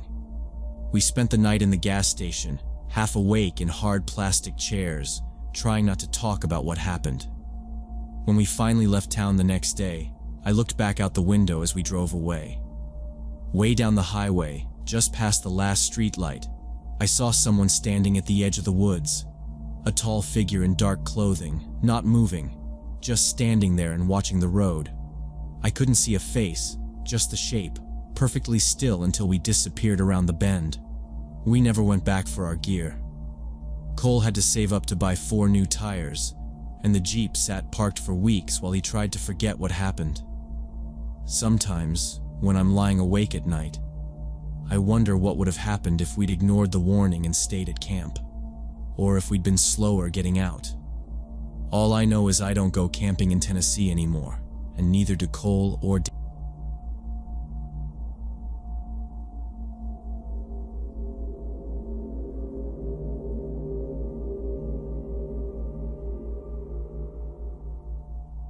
When I was 34, I hit a wall with my job. I'd been staring at screens for almost 10 years, and everything started to feel like one long stretch of gray. I needed something to clear my head, so I requested 3 days off, packed my gear, and drove out to George Washington National Forest. It's the first time I ever did a trip like this alone. Every other camping trip had been with family or a group of friends, but I figured it was time to see what it was like with nobody else around. I parked at a lot that barely had any other cars, hiked in about 2 miles past the last visible trail marker, then turned off into an area with thick trees and a little bit of a hill. There was a good spot just flat enough for my hammock, but still covered in leaves and pine needles, so it wasn't muddy. I set up camp there, maybe 100 yards from a small creek, out of view of anything even resembling a path. The air had that sharp, cool smell you only get right in the middle of fall. Not cold enough to hurt, but cold enough to bite a little. Leaves were everywhere, deep reds, bright yellow, some still holding on to green. I hung my hammock between 2 solid trees, put my little camp stove on a flattish stone, and stashed my backpack under the hammock. I didn't bring much, just enough food for a few days, a portable battery, 1 paperback, and an old digital camera. The first day, I walked for hours, listening for deer or maybe a fox, but only got birds and the wind rattling the branches overhead. I made simple meals, instant rice, beans, a can of chili, some hot tea. The first night, I watched the light disappear through the branches, feeling like I was the last person in the world. The second day, I got up just after sunrise because the light was coming straight through the trees. My back was stiff from the hammock, but I stretched out, had oatmeal and instant coffee, and spent the morning taking pictures of the creek and the fog lifting off the ground. I walked around without any real plan, picking up leaves and rocks, filling a bottle from the creek, filtering the water just in case. I read my book, took some photos, and sat in silence so long I forgot what day it was. By sunset, the forest felt even more empty. I cooked soup on the stove, listened to the small animals moving in the leaves, and watched the sky go orange and then black. I kept the fire small, just enough to boil water and not draw attention in case someone else was out there. I'd barely seen a single footprint on the way in.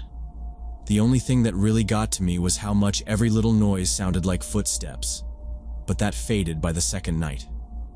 By the end of day 2, I felt a kind of peace I hadn't felt in years. My phone stayed off. No signals, no emails. I got used to the background noise, branches creaking, water moving over stones. Nothing felt dangerous.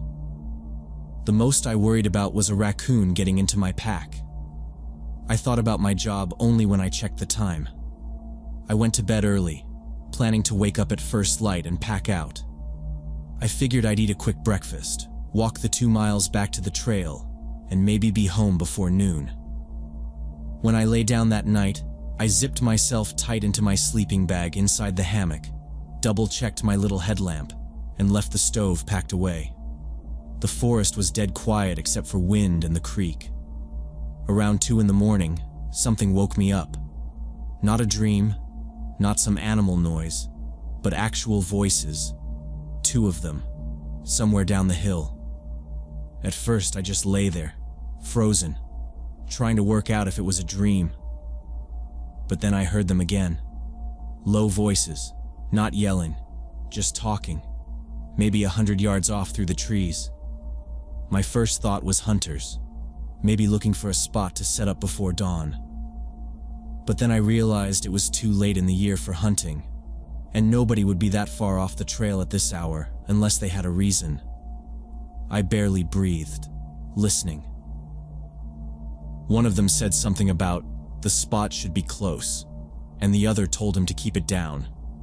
They were trying to be quiet, but the sound carried in the cold air. I pulled my sleeping bag tighter and tried to see through the bug net. My hammock was strung pretty low, almost blending in with the trees, so I didn't think they'd see me right away. I heard one of them click on a flashlight. The light bobbed around, catching bits of trunks and branches. The beam flickered on and off, like he was using his hand to block it while they moved. Then I got the smell. First a cigarette, then something else, sharp and chemical, like paint thinner or fuel. I kept my eyes locked on the moving light, counting the seconds between flashes, waiting to see if they'd get closer or move away. They kept talking, not loud, but steady. I picked out words like camp and gear, and once one of them said, "Are you sure there's nobody here?" I barely moved, holding my breath, hoping the hammock would just look like a pile of leaves. The flashlight clicked off for a minute, then came back, closer now, maybe 50 yards away. The cigarette smoke drifted through the trees, thick and sour, burning in my nose. My heart pounded so loud I thought they'd hear it. The men kept moving, pushing branches aside, crunching over leaves, slowly closing in on my spot. I stayed completely still, not daring to even shift my weight, listening as they started searching the area around my camp. I moved as slowly as I could, keeping my body low and my boots pressed into the soft dirt to muffle every step. I gripped the folding knife tight in my hand, not sure if I'd really use it, but knowing it was all I had. The bushes were damp and cold against my arms and legs, but I forced myself not to care about the leaves or branches scraping my skin. I watched the two men approach, their shapes clearer now under the thin light coming through the trees. The tall, skinny guy had a heavy limp, his head on a swivel. The other one, shorter and wider, moved fast and kept looking over his shoulder, wiping his nose with the back of his hand again and again. They weren't talking anymore, just grunting to each other and signaling with jerks of their heads. I held my breath as they reached my camp. The shorter guy crouched right next to where I'd been sleeping and started going through my things with quick, jittery hands. The tall one hovered nearby, looking out toward the dark woods and flicking his flashlight on and off. I stayed as still as I could, barely blinking, hoping the brush was thick enough to keep me hidden if they shined the light my way. The shorter one yanked open my backpack, dumping clothes and food packets onto the ground. "There's gotta be cash somewhere," he whispered, his voice scratchy and raw. "Anything we can sell." The tall one moved closer to my hammock, pulling at it and poking through the folds of the sleeping bag, not caring about the noise they made anymore. I tried to keep my mind clear, thinking about which direction I'd run if they spotted me, but my legs were locked up tight. I watched them scatter my gear around, flipping open my food containers, shaking out my clothes. The shorter guy cursed when he found my wallet and started rifling through the bills. "Not much, but it'll have to do," he muttered. The tall one turned and pointed the light back toward the woods, maybe listening for someone else. My heart pounded so loud I was sure it would give me away, but neither of them noticed anything. Then one of them took out a blade and started sawing at the fabric of my hammock and my sleeping bag. I heard the soft tearing sound, the knife or box cutter slicing through layers I'd trusted to keep me safe from the cold. The tall guy shook my pack upside down, tossing aside a flashlight, some batteries, and a book. The shorter one stuffed my camera and a few other things into his own filthy bag. "Let's get out of here," he said, voice shaking. "We'll sell it all and figure the rest out later."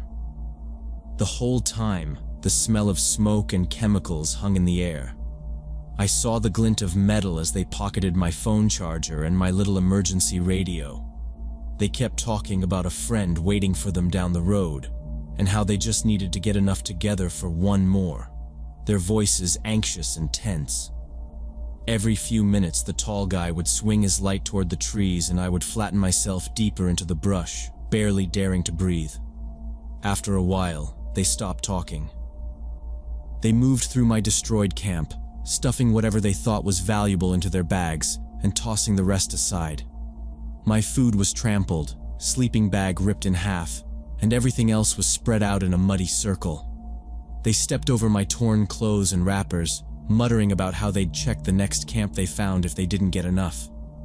I heard them crash back through the undergrowth, snapping branches and crunching leaves as they left the way they'd come. I stayed where I was, counting to 60 over and over until the forest was silent again. Then I crawled out from the bushes, legs shaking. The air was damp and cold, and my hands ached from gripping the knife so long. I kept listening for any sound, but the only thing I heard was the wind and the creek in the distance. I walked slowly back to the ruins of my campsite. My hammock was slashed, sleeping bag shredded, food spilled everywhere. My backpack was half emptied, and anything with a zipper had been pulled open and tossed aside. I found my wallet still on the ground, empty except for a few receipts. My camera, radio, and charger were gone. Looking closer, I found a handful of small needle caps, torn plastic baggies, and cigarette butts where they'd been crouching near my camp. There were also 2 crushed beer cans, still cold from the night air. My food wrappers were mixed with what looked like ashes from a cigarette burned all the way down. I could see where they'd sat in the leaves, scraping up what they could, not caring about the mess. The chemical smell lingered in the air, sharp and sour. I turned over what was left of my gear, tossing out what I knew I couldn't carry.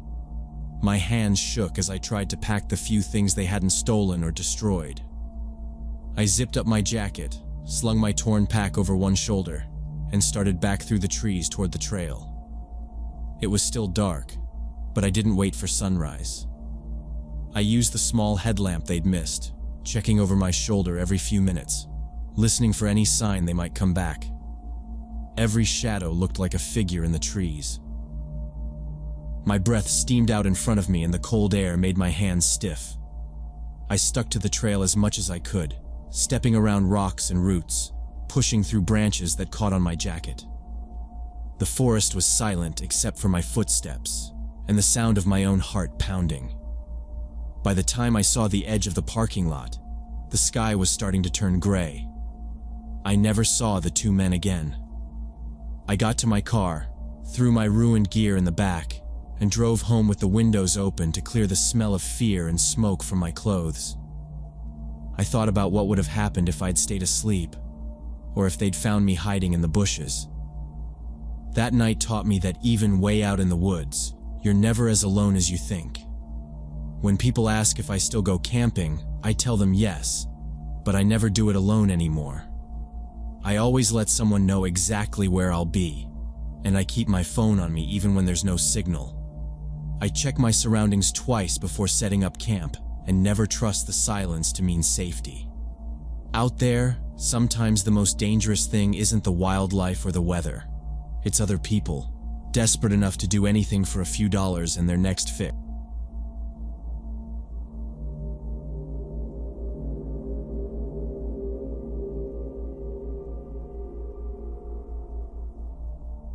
I was 3 days into my solo hiking trip near Harrisonburg, sticking mostly to the main trail, but setting up camp a bit off to keep away from anyone else passing through. The weather was decent for late spring, not too cold at night, and the bugs weren't out in full force yet. I picked a spot in a small clearing, not far from a shallow creek. There was a pile of stones left from a previous fire, a log just right for sitting, and enough level ground for my little tent. My plan was simple: hike, read, cook, sleep, and repeat for 5 days. The third morning, after breakfast, I boiled some water for coffee and checked the map for a loop I wanted to try that afternoon. That was when I heard someone coming from the trees, branches snapping, slow but steady footsteps. A man stepped into the clearing, a little out of breath. He looked like any other hiker, maybe mid-40s, light beard, worn boots, a faded ball cap. He carried a pretty decent backpack, nothing fancy but not cheap. He waved and smiled, standing at a polite distance. "Sorry to bother you," he said. "Name's Dave Miller. I'm pretty lost, actually. Was looking for a shelter I heard about. Supposed to be somewhere close, maybe up that way?" He nodded toward the ridgeline, where the brush grew thick and the trail almost disappeared. I'd passed a marker there 2 days ago. I told him there was a faint side path, hard to see if you weren't looking. "It's just over that ridge, maybe a half mile. Not much of a trail, but it's there," I told him, pointing out the direction. He seemed grateful, thanked me a couple times, and even asked if I had enough water. I watched him look at my gear and supplies, his gaze sticking for half a second too long on my stove. But then he smiled again, friendly and normal. "You here on your own?" he asked. "Yeah, solo trip. Trying to clear my head," I replied. He nodded and started backing toward the trees. "I'll try the path you mentioned. I've been out here longer than I meant to. Thanks for the help." I watched him until he disappeared, then shrugged it off. It wasn't that odd to meet someone out here, though I didn't usually expect company during the week. The rest of the day was quiet. I read, boiled some rice, walked to the creek to wash up, and sorted my things for the night. Every so often, I thought about Dave, hoping he found the shelter and wasn't stuck in the woods after dark. It started getting colder as the sun dipped behind the mountains. I set up my lantern, fixed dinner, and tucked into my sleeping bag with a paperback. Somewhere around 7, I heard crunching footsteps again, this time slower, coming down the same trail as before. Dave reappeared just as the sky turned orange. He looked more agitated now, sweating and brushing twigs off his sleeves. "I walked for hours and never found it," he said, dropping his pack next to my camp. "Are you sure that trail leads to a shelter?" "I'm telling you, I didn't see anything." I told him it was pretty overgrown, and maybe he missed it, but he kept talking, getting a little sharper with every sentence. "I don't have a tent or a bag. My phone's dead, and I can't sleep out here without cover. You need to help me find that shelter. I can't just stay out here all night." He looked at my tent, then at me, and his smile was still there, but it didn't seem right anymore. I stood up, keeping a bit of distance, holding onto my flashlight. "If you want, I'll walk you to where the side trail starts. After that, it's just a straight shot, but I can't guarantee what kind of shape that old shelter's in." He nodded quickly, like he'd already decided. I stuffed my map and knife in my pocket, zipped my jacket, and told him to lead the way. I didn't want him behind me, and I didn't want him lingering at my camp. We hiked for about a mile, deeper into the brush. The trail was there if you knew where to look, marked by a busted sign and a tree with faded orange tape. Dave kept glancing over his shoulder, talking non-stop about how shelters should be marked better and how people could freeze to death out here. I listened, barely replying, mostly focusing on where I put my feet. The sun had gone down by now, and the woods were thick with shadows. Eventually, the shape of the cabin came into view, half buried in the brush. Its roof collapsed in on one side. The windows were broken, and the inside looked dark and wet. I stopped at the edge of the clearing and shone my light through the doorway. "This is it," I said, "but it's not much. Definitely abandoned." Dave stepped inside, shuffling through old debris, kicking at rotten boards. He didn't say much now, just moved around like he was checking for something, or maybe for someone. I stood by the door, light in one hand, waiting. He looked at me once, eyes strange in the beam of my flashlight, but didn't say anything else. The cabin was cold, empty, and silent, except for our shoes on the broken floor. I kept my distance, watching him move around, waiting for him to say something, to make a decision, or just to leave. That's where we stood, him inside, me outside, both waiting for the other to move. When I suggested we just head back to my camp and he could share the tent for the night, Dave didn't even try to act friendly anymore. He stopped moving, then pulled out a folding knife, flicked it open with one quick movement, and aimed it right at me.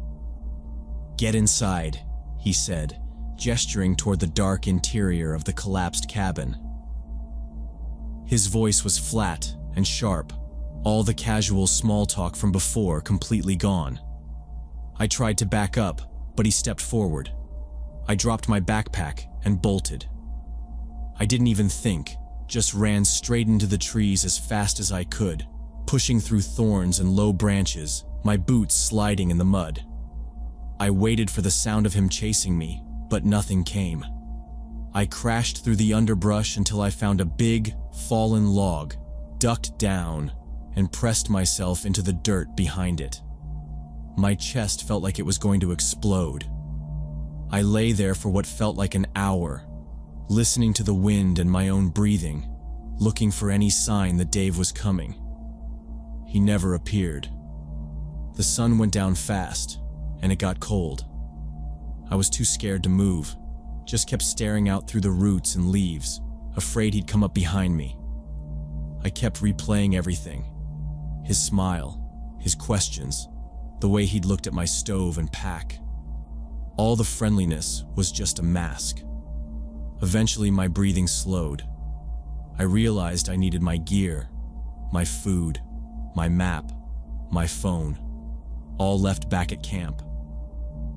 Every time a branch snapped or a bird moved, I nearly jumped out of my skin. I thought about making a run for the main trail, but I had no idea how close Dave might be. After a long time, maybe an hour, maybe more, I crawled out and started moving slowly, sticking to the shadows. I didn't turn on my flashlight. I tried to stay as quiet as possible, moving slow, keeping low, and taking a wide circle back toward my camp. As I got closer, I heard something that made my skin crawl. Whistling. That same stupid tune Dave had been humming earlier in the day. I stopped, crouched behind a tree, and waited. I could see the glow from my little campsite through the branches. My backpack was sitting next to the fire pit, but the fire was out, just a pile of ashes. Dave was sitting on the log where I'd eaten breakfast, back to me, just whistling and poking at the ground with a stick. It was like nothing had happened, like he was just relaxing, not waiting to rob or attack anybody. He wasn't searching the woods for me or calling out. He was just waiting, like he knew I'd come back eventually. I didn't dare get any closer. I could barely breathe. I waited, but he never moved from that spot. Every now and then he would stand up, stretch, walk around the camp a little, and then sit back down. Sometimes he'd pick up my backpack, look inside, and then set it down again. He never seemed in a hurry. The only thing that changed was the light. When the moon rose, the trees threw shadows everywhere. I spent the whole night shivering in the woods, teeth chattering, crouched in a patch of wet leaves. I didn't have my sleeping bag, no water, nothing to eat, nothing to defend myself with. I kept picturing him creeping into the woods to find me, but he never did. The only sound was his whistling and sometimes the wind in the trees. As soon as the sky started getting lighter, I got up and forced myself to move.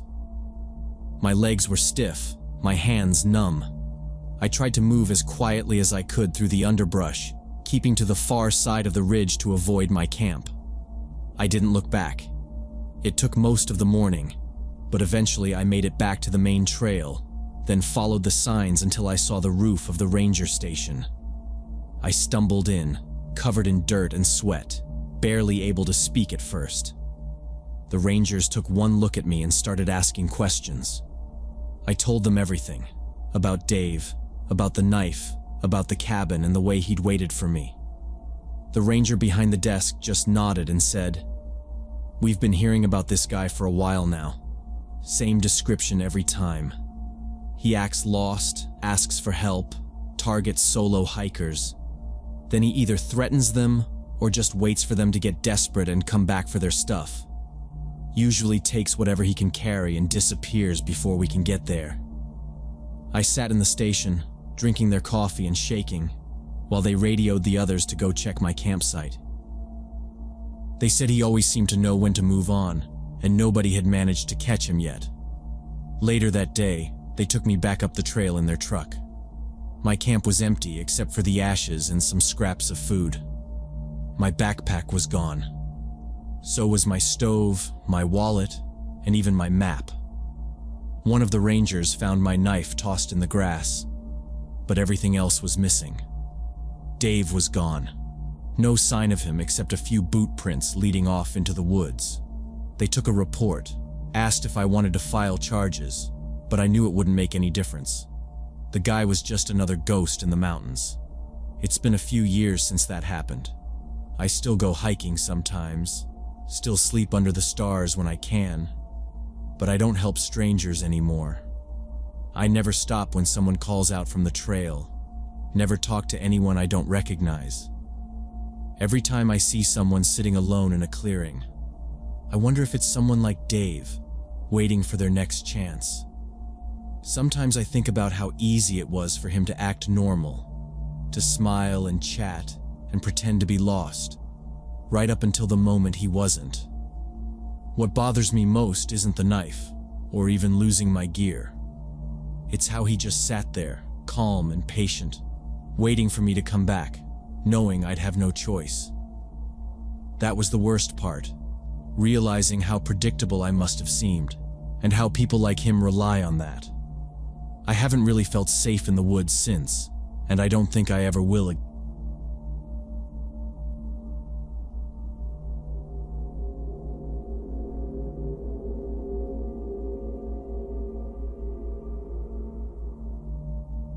In 2021, I was working through a backlog of recently declassified Cold War military documents for my climate research program at the University of Virginia.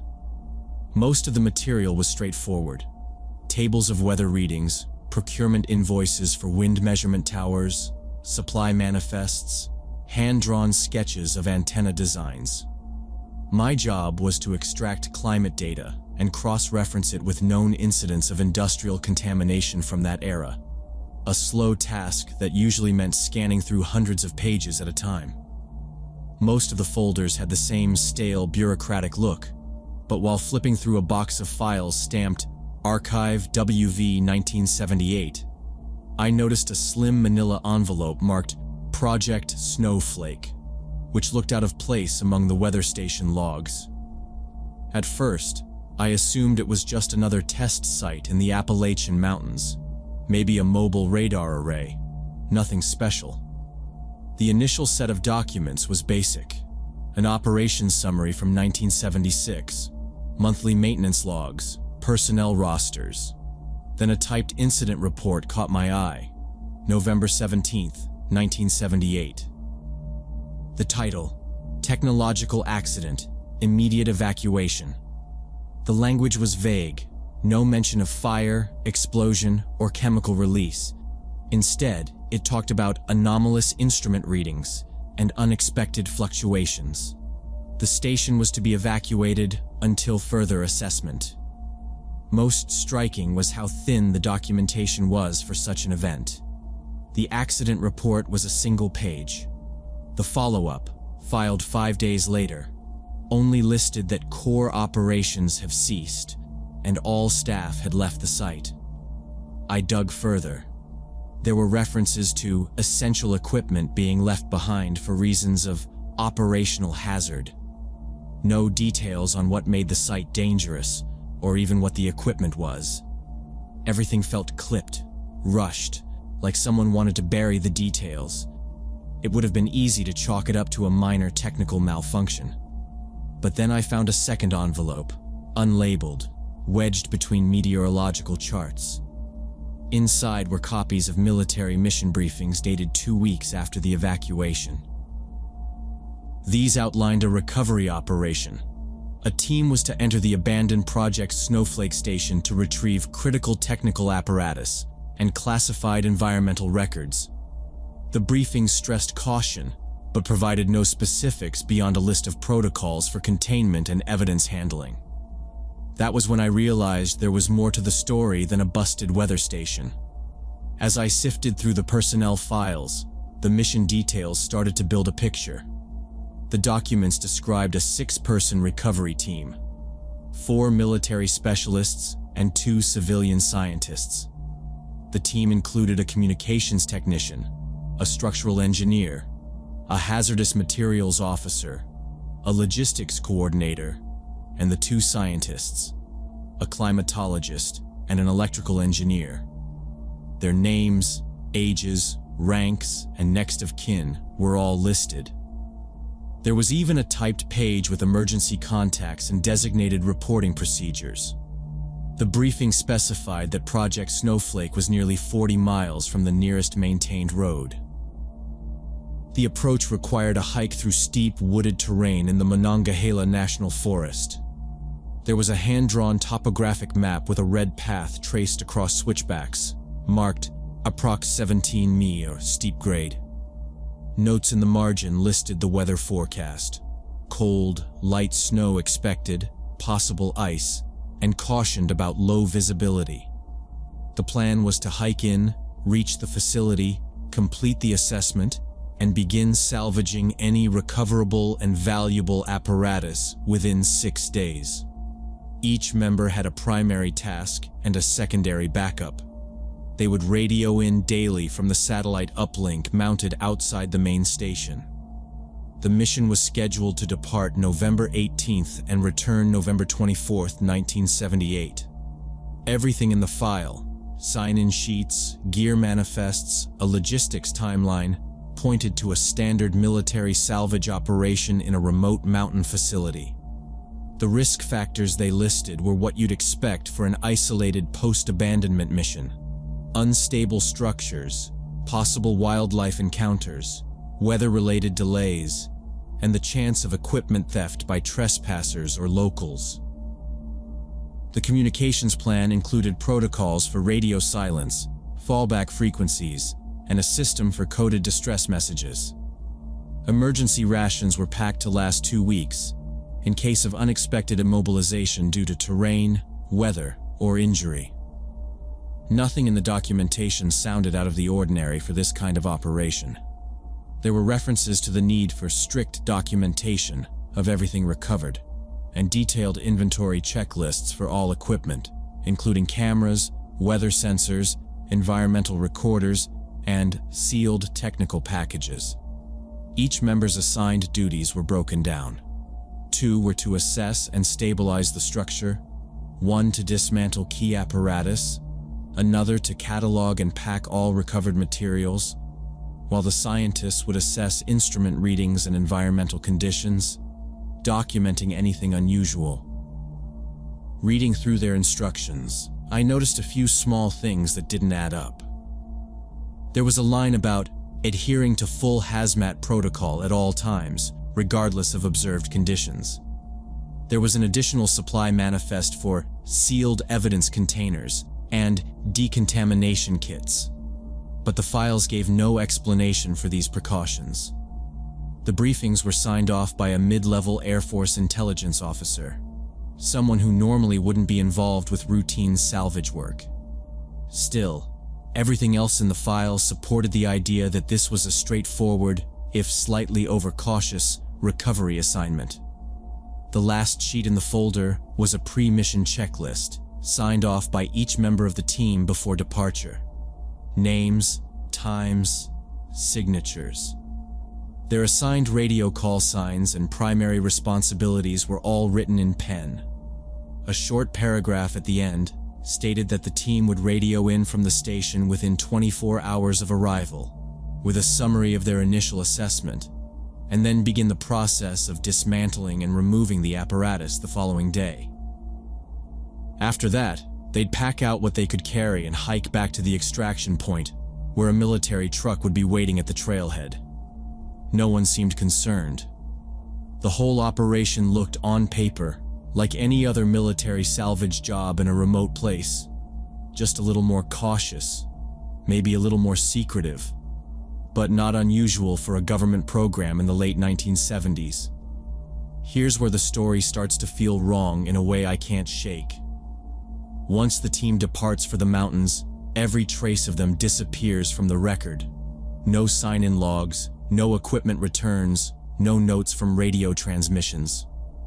The next folder in the archive skips forward to January 1979, jumping right past the dates when the recovery operation was supposed to happen. I searched for after-action reports, recovery summaries, accident logs. Nothing. No closure. No sign the team ever came back. I expected at least a standard mission debrief, maybe a list of what they managed to salvage. There was nothing. Not a line, not even a casualty notification. It was as if the entire group had walked off into the woods and never existed. I couldn't let it go. I had their names, so I started checking military personnel databases. I looked up pension records, veterans' benefits, even scanned newspaper archives for obituaries or missing persons notices. None of the names came up anywhere. Not in death records, not in service rosters, not in any published account of Cold War operations. Their birth dates, service numbers, even the civilian scientists' credentials just stopped after November 1978. It made no sense. Even for the most secret programs, there's usually some kind of paper trail. But this was a dead end, deliberate and total. On a hunch, I pulled up old satellite imagery of the site. There was a complex at those coordinates in 1978. Long rectangle buildings, a radio mast, fuel tanks, and what looked like an equipment yard. By 1985, only the concrete foundations were visible. Now the forest is swallowing what's left. Cracked pavement, the skeleton of a rusted generator, scraps of twisted metal almost hidden by brush. I scanned for records of demolition or cleanup, but there was nothing. The site just faded out, as if it was meant to be forgotten. When I reached out to the Pentagon, I was careful. I asked formally for clarification about the outcome of the November 1978 Project Snowflake mission, citing the file numbers and the names of the 6 missing personnel. The answer came back in less than a week, a short letter on modern DoD letterhead. The information requested remains classified for reasons of national security. No further details can be provided at this time. That was it. No apology, no guidance, no mention of the people who vanished. I tried to go around official channels. The personnel files included emergency contacts, so I started searching for relatives. Most of the numbers were dead or disconnected. I found 2 addresses that were still active, one in Pennsylvania, one in Illinois. The woman who answered in Pennsylvania was the niece of the logistics officer. She was polite, but cautious. She said the family never got any official word about what happened. Someone from the military came by in early 1979. They didn't say her uncle was dead. They didn't say he was alive either. They said it was about operational security, she told me, and that we'd get more information someday. We never did. The second contact was an older man, brother of the hazardous materials officer. He told a similar story. Some Air Force guy came out, sat in the kitchen with my parents, said something about need to know, and that was it. After a while, we stopped asking. You don't want to draw attention. He said the family had eventually given up. No pension, no death benefits, just a missing person and a wall of silence.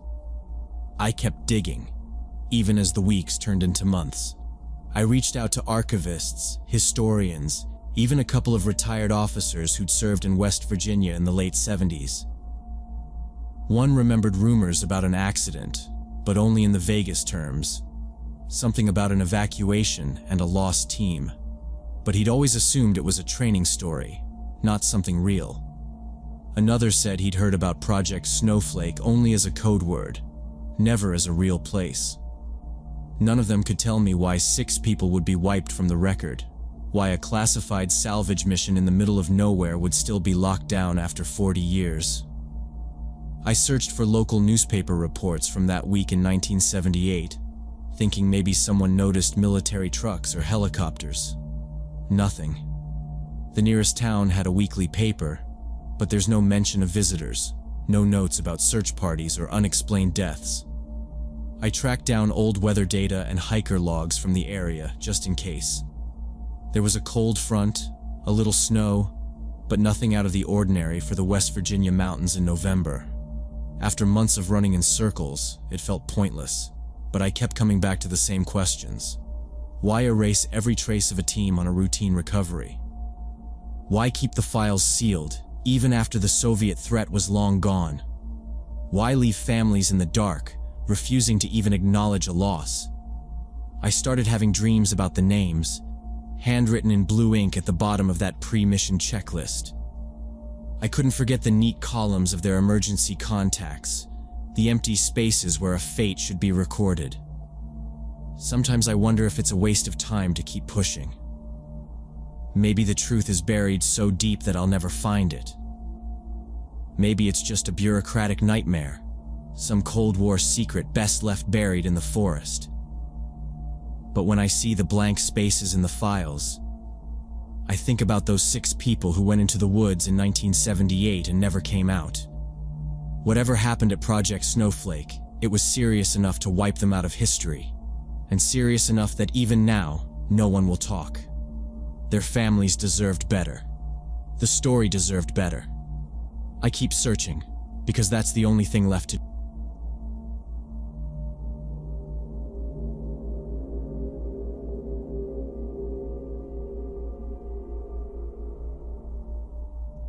When I was 14, I went to summer camp in the North Carolina mountains with my best friend Austin.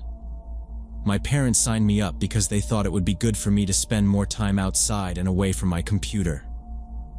Austin and I had been friends since the 3rd grade, so it helped to know at least one person going in. The camp itself was a collection of wooden cabins scattered among pine trees, with a big mess hall and a shallow creek running along one side of the property. There was always a low hum of bugs in the air, and the smell of smoke from the campfire seemed to cling to every shirt and sleeping bag. Most of the counselors were college kids who acted like everything was a joke, but there were a couple of older guys who took things more seriously, especially when it came to safety on the hikes. After a week of the usual camp stuff, swimming, crafts, forced group games, the schedule changed. The counselors announced that our group was going on a 3-day hiking trip up into the forest. I remember standing with Austin by the gear shed, packing up our sleeping bags and food into musty canvas backpacks. That night before we left, they tried to scare us with local legends, like they always did when it got dark.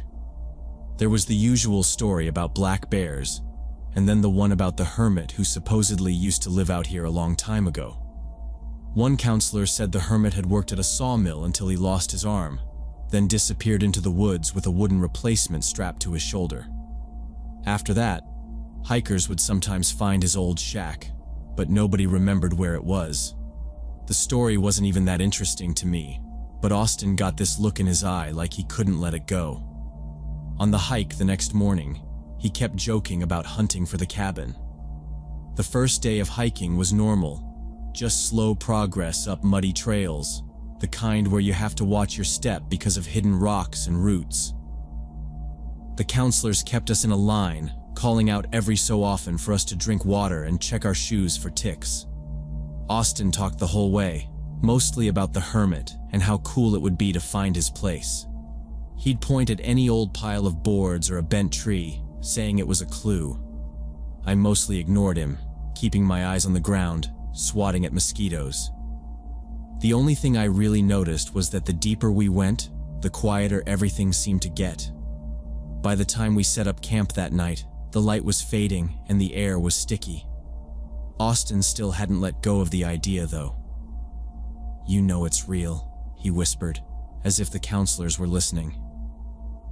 That night in the tent, I woke up once to a weird scraping sound, like something brushing the side of the canvas.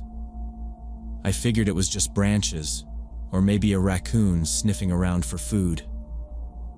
I rolled over and pulled the sleeping bag tighter. When the counselors got us up the next morning, they looked tired, like they hadn't slept much either. Nobody mentioned any animals. We spent that day hiking along the ridge, sometimes losing the trail and having to double back. The weather got hotter, and I started counting down the hours until we'd be back at the main camp. Austin kept scanning the trees for signs of the hermit's cabin. He even convinced one of the other guys to help him look for tracks, but all they found was a muddy boot print that was probably left by someone in our group. On our second night camping, after everyone else had gone to bed, Austin leaned over and whispered that he'd seen something through the trees. "There's a building out there," he said.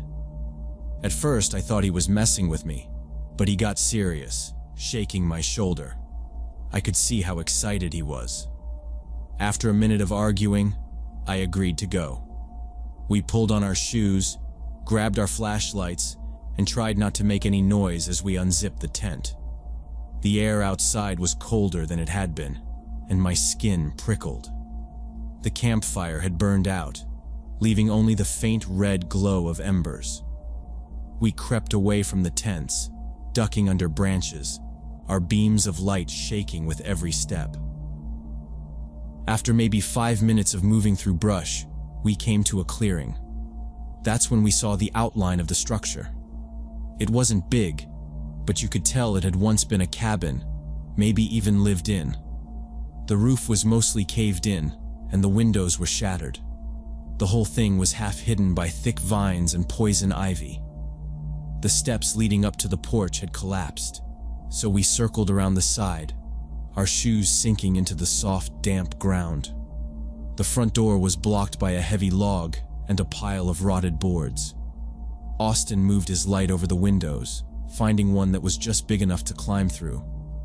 I hesitated, but he'd already started hoisting himself up. "Come on," he whispered. I followed, awkwardly squeezing myself over the ledge and dropping to the floor inside. The smell hit me right away. Damp wood, rot, something sharp underneath. Maybe animal or just old mold. My nose started to itch. We stood in a small room with broken furniture scattered everywhere, the floor littered with leaves, a rusty metal stove in one corner. Austin moved his flashlight around, stopping on a pile of empty cans and what looked like an old jacket. The walls were covered in graffiti, mostly dates and initials. Some of the boards had holes chewed through by animals. I felt my hands start to sweat, even though the air was cool. In the silence, every step we took seemed too loud. We moved further in, ducking under a beam that had fallen from the ceiling. Austin stepped around a broken chair, his light sweeping over the back of the cabin, stopping on something half buried in the corner. I kept close, trying to ignore the feeling that the shadows behind us were moving. We started searching the dark with our flashlights, scanning the broken floorboards and piles of debris. Most of it was trash. Rusted tin cans, cracked plates, a few empty bottles, the kind with old-fashioned labels faded to almost nothing.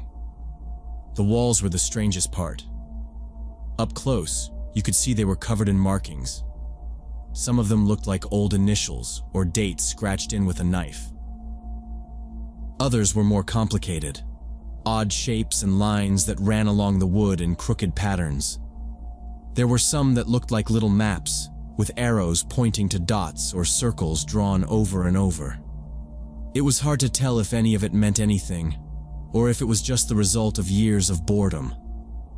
One part of the wall was covered in deep, angry scratches, like someone had just kept carving until they ran out of space.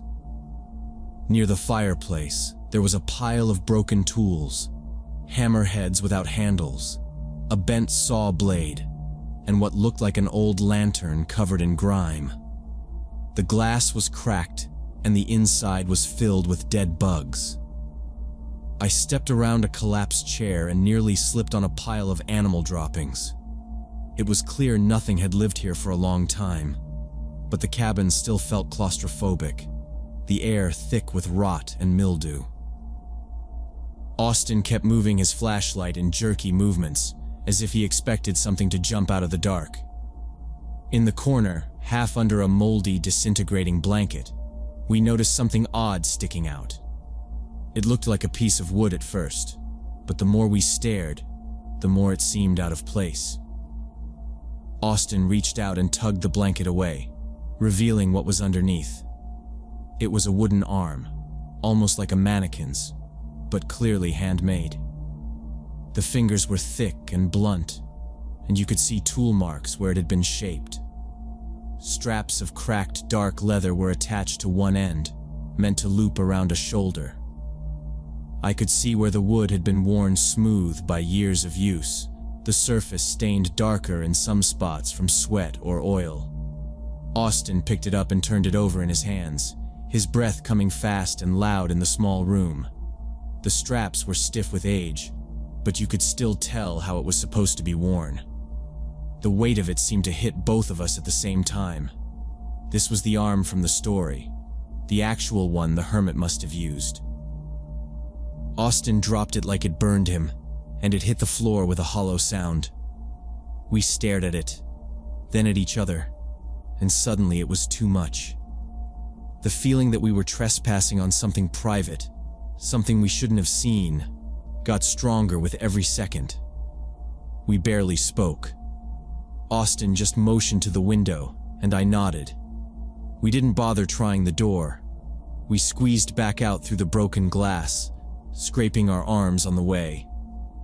As soon as we hit the ground outside, we broke into a run.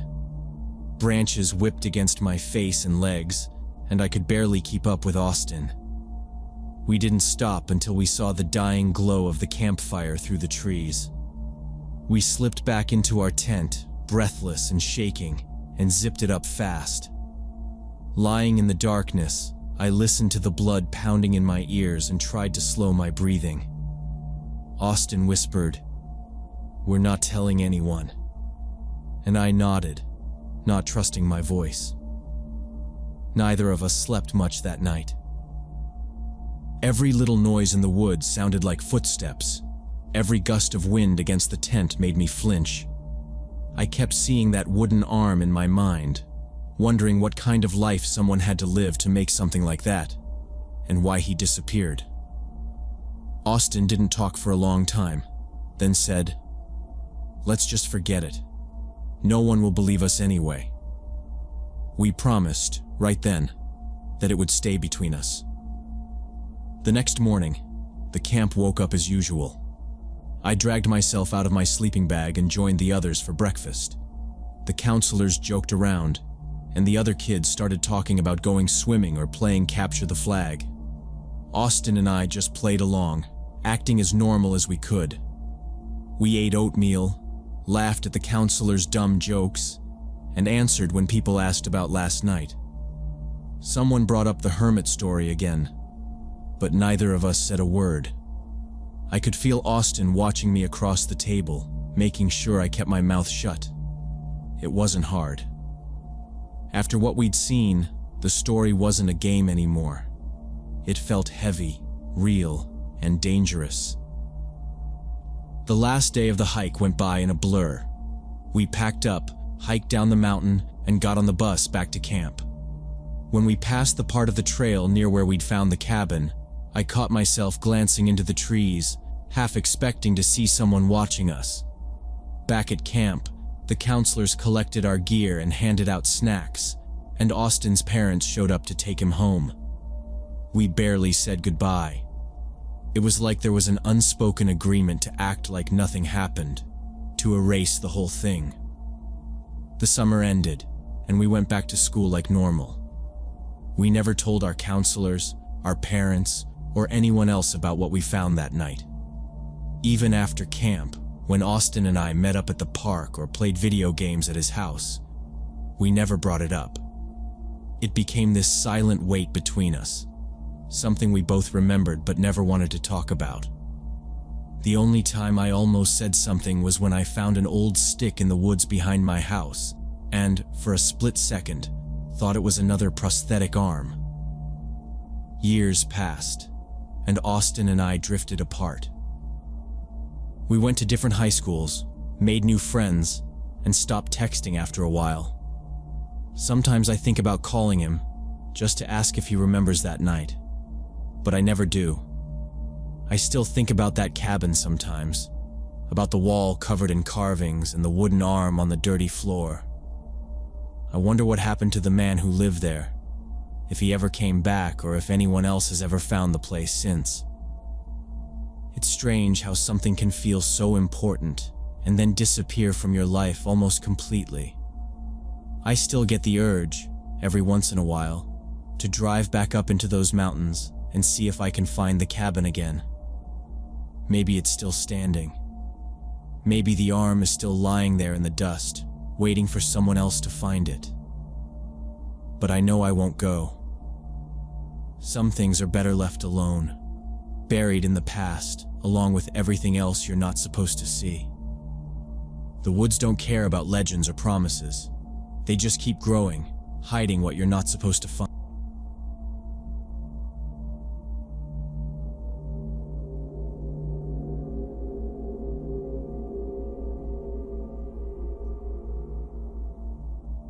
Tyler and I have a tradition that started when we were 16. Every year, just before fall really hit, we'd pick a spot somewhere in the Smokies, load up my old Tacoma with our gear, and disappear for a weekend. We didn't care much for the busy park areas with families and RVs everywhere. So this year we found a place on the far side of a mountain lake, about a mile off the nearest hiking trail. It took us 2 trips from the truck just to carry all our stuff up the narrow, rocky path.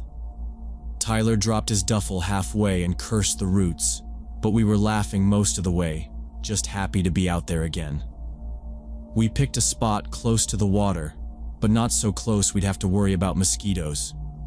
The ground was sloped with dry leaves everywhere, but there was just enough room for both tents. I set mine under a pine with low branches, while Tyler's went up between two boulders. The air smelled of wood smoke and lake mud. By sundown, we had a small fire going, sparks popping up as we tossed on sticks. Tyler handed me a beer, and we both sat on camp chairs, boots stretched out toward the flames.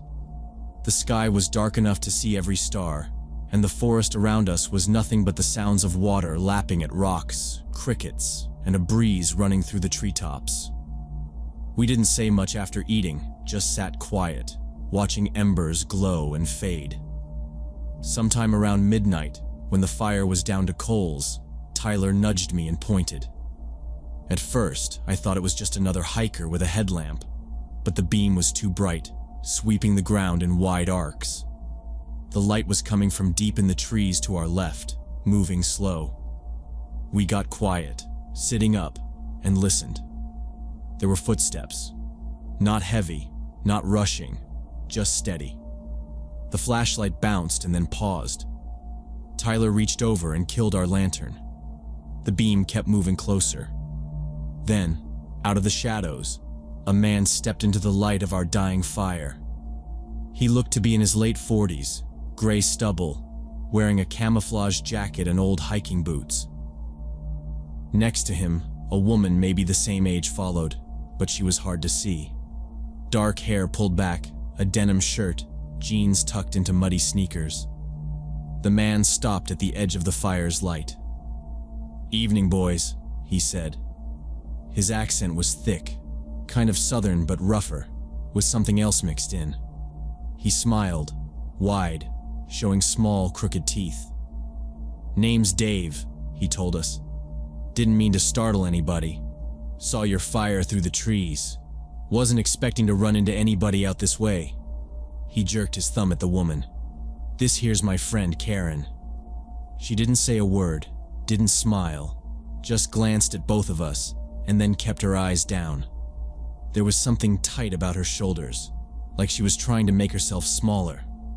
We both just sat there, not sure what to say, trying to figure out if we should be friendly or not.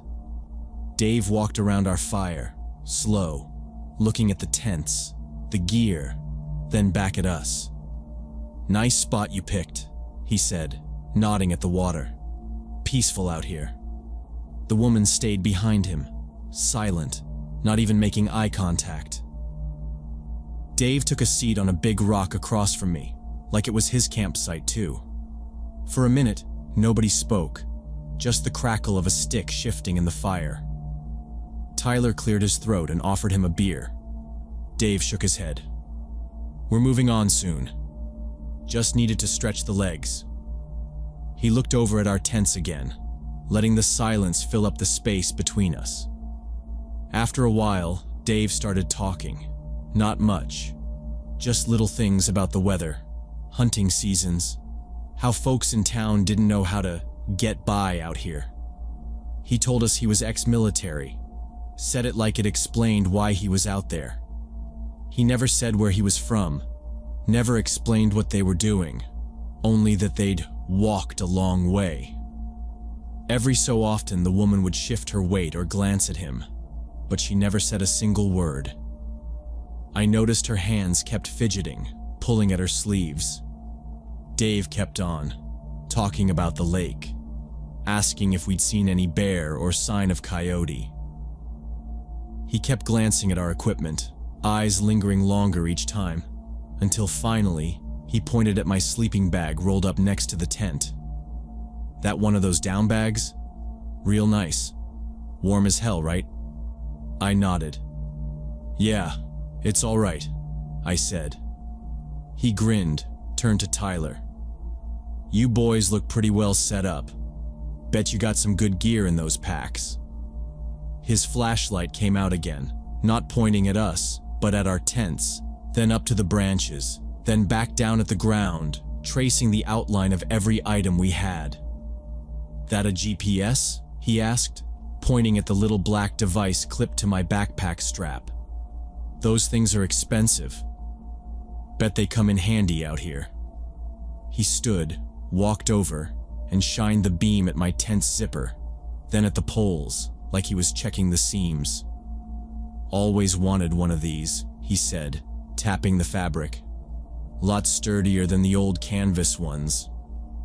He asked what kind of food we brought, if we liked to fish, how long we planned to stay, if we were the kind to keep a piece for the bears. The questions came one after another, too quick, too interested, but he smiled like he was just making conversation. "How long you boys planning on sticking around?" he said, shining the light on our food bags tied up in a tree. "Bring much to eat?" Tyler answered, "Just enough for the weekend." Dave nodded, but then leaned in, lowering his voice like it was just between us. "You ever have trouble out here? Anybody ever mess with your stuff?" He smiled again, not blinking. "Never hurts to be careful. Lot of folks get real desperate when they're hungry." His flashlight lingered on the pile of gear next to my tent. The woman, still quiet, stood at the edge of the firelight, scanning the woods, then our backpacks, then the truck keys sticking out of my boot. Dave didn't stop talking. "You got bear spray? A gun?" he asked. "I always bring something just in case." The whole time the woman didn't say a word, just watched us, eyes jumping from one thing to another. Tyler kept shifting in his chair. I watched Dave's hand as he kept fidgeting with his flashlight, turning it on and off, the beam flicking across our sleeping bags, our boots, the hatchet on the ground. The questions didn't stop. Dave wanted to know where we parked, how far it was to the main road, if anybody knew where we were, if we told anybody our plans. It felt less like a chat and more like a checklist. Every answer seemed to make him more interested. The fire burned lower, making shadows stretch longer. The woman stayed silent behind him, eyes moving quick, taking in everything, while Dave kept smiling and asking, his flashlight never leaving our gear. Dave's questions kept coming, faster now, like he was running down a checklist. He leaned forward, staring at Tyler and me with a fake smile, as if he was trying to decide what we were worth. "You two tell anybody where you'd be camping?" he asked. I said, "Yeah. We told our folks, gave them a map." I lied, but he didn't react, just nodded and looked at the woman. She kept quiet, but her eyes were darting around, checking our bags, the cooler, the lantern. Dave scratched his jaw and said, "No cell service way out here, huh?" Tyler shook his head, even though we both had a couple bars earlier by the ridge. Dave grinned. "Good. It's nice to be unplugged, right?" He kept circling the fire, talking about how dangerous it could get out here. All the stories he'd heard about campers getting robbed or worse. The way he said it made my skin crawl. He started asking if we'd seen anyone else on the trail, and if we thought anybody would be hiking out this far. Tyler mentioned it was just us. Spring break, figured it'd be quiet. Dave's eyes changed when he heard college. He started nodding, smiling bigger. Smart boys. Lot of folks your age wouldn't know how to take care of themselves out here. Then he asked about our gear again, calling it high-end, and wanted to know if we bought it online or from a shop in town. The woman finally broke her silence, stepping closer to the fire. Her voice was soft but clear. "What time you guys usually turn in?" Tyler looked at me. I shrugged. "Depends. Might stay up late, might crash early." She nodded, her expression unreadable, but something about her tone made the hair on my arms stand up. Dave took the flashlight and swept it around our tents again, then over the cooler and the food bag hanging in the tree. "Well," he said, "no sense keeping you up. You boys get your rest. We'll move along."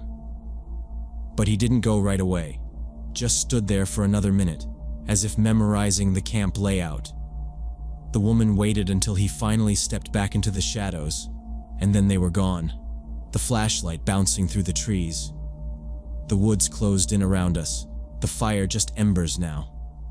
Tyler whispered, "Dude, we need to go." I nodded.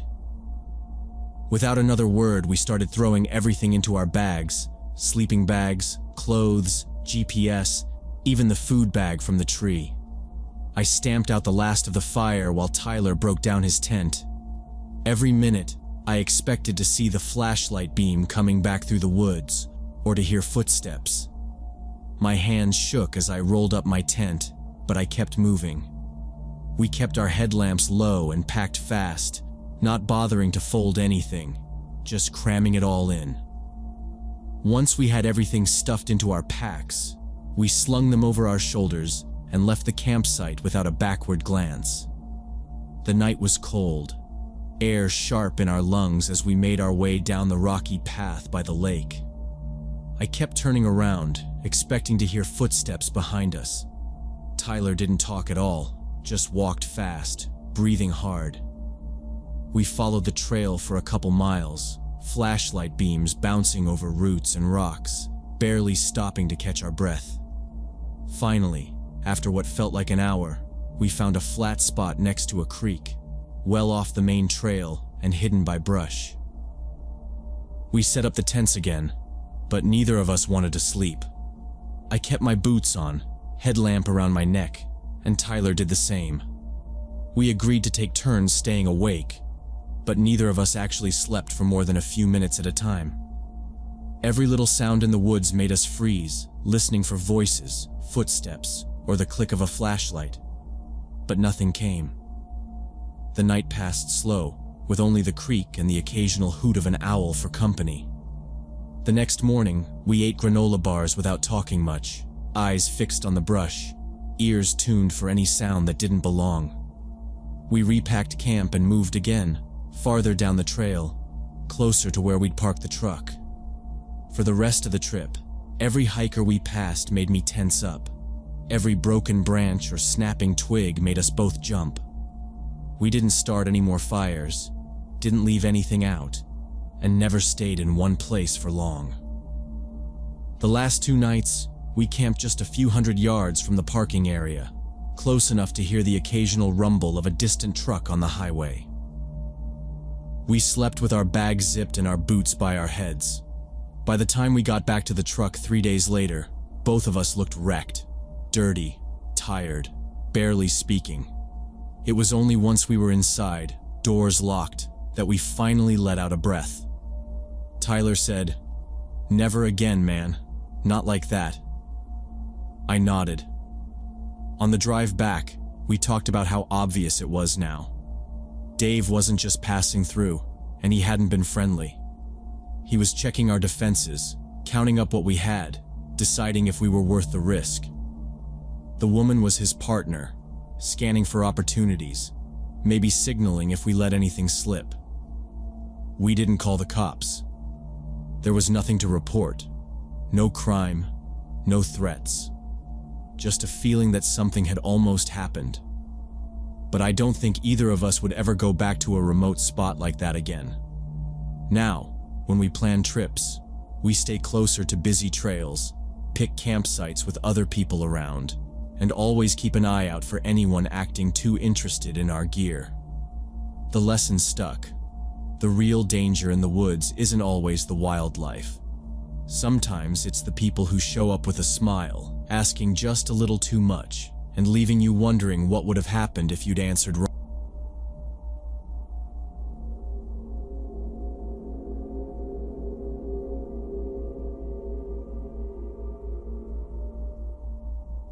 When I was 23, I decided to do a solo 3-day hiking trip near Gatlinburg. I'd done the trail a few times before with friends, so it felt like an easy way to clear my head for a weekend. I started out early Friday morning, the parking lot almost empty except for a couple cars. My boots felt stiff at first, but after the first mile or so, I got into a steady rhythm, following the winding path up through the trees. The air was cool, smelled like damp leaves and dirt, and the sun was just starting to cut through the mist. The trail was mostly quiet except for a few birds and the sound of water somewhere out of sight. About 2 hours in, I decided to stop by a mountain stream to eat an energy bar. I sat on a fallen log next to the water, just taking it easy for a minute, my backpack leaning against my knee. I unwrapped the bar, looked out at the rocks, and that's when I noticed a man standing between some trees up the ridge, maybe 100 yards away. He was middle-aged, maybe late 40s or early 50s, with a thick build and a short beard, wearing a plaid shirt and a dirty baseball cap. At first, I figured he was just another hiker who'd wandered off trail, but then I realized he wasn't moving. He was just standing there, half in the shadow, staring straight at me. It was weird because people out there usually give a wave or just nod before moving on, but he just watched. When our eyes met, he slowly raised his hand, kind of a half wave, but didn't smile. I tried to wave back, but it felt awkward. I looked away and stuffed the rest of the bar into my mouth, feeling this urge to pack up. When I glanced back, he was still standing in the same spot, still staring. Nothing else. No movement. The air felt colder then, and I just stood up, dusted off my pants, and put my wrapper away, not wanting to give him any reason to keep watching. I should have just brushed it off as some oddball, but there was something off in the way he held himself.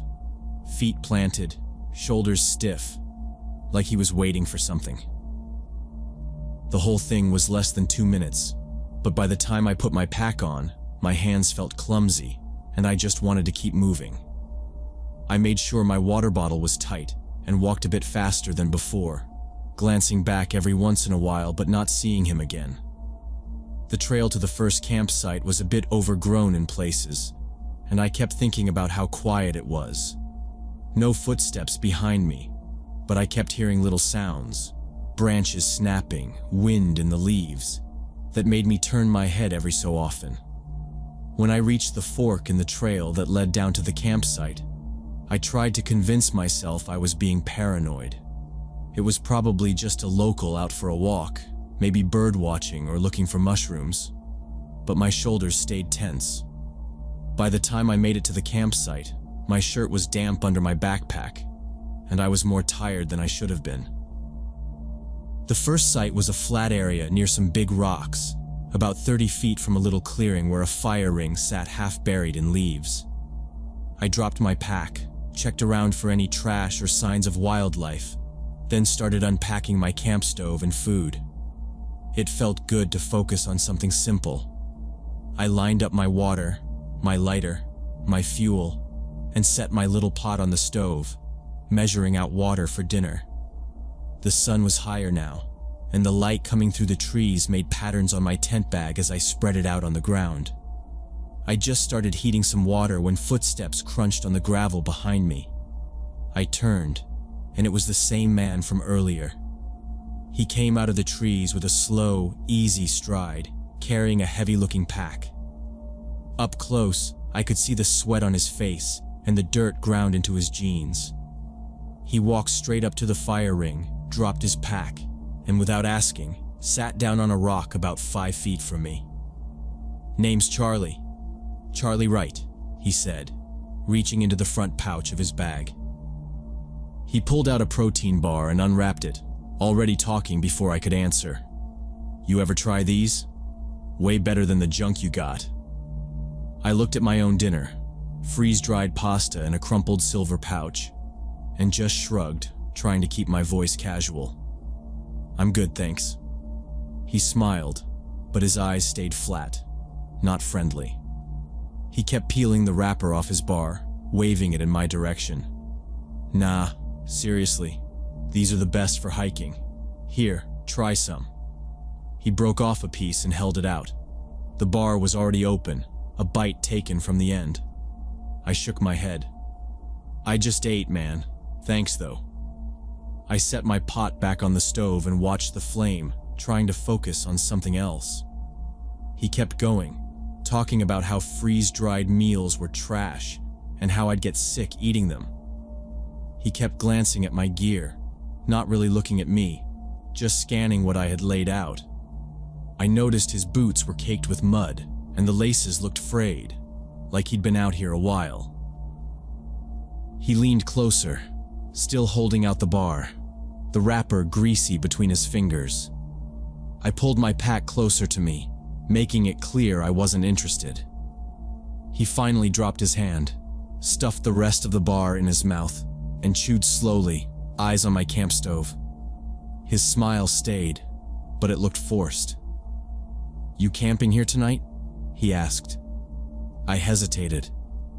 "Actually, I'm meeting a friend at the next site," I lied. "Supposed to get there before dark."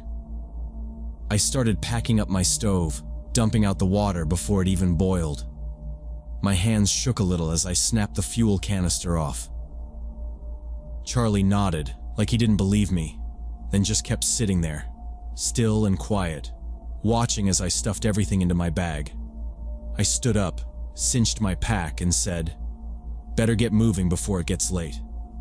He smiled again, that same weird half grin that never touched his eyes, and just watched as I walked back to the trail, not saying anything else.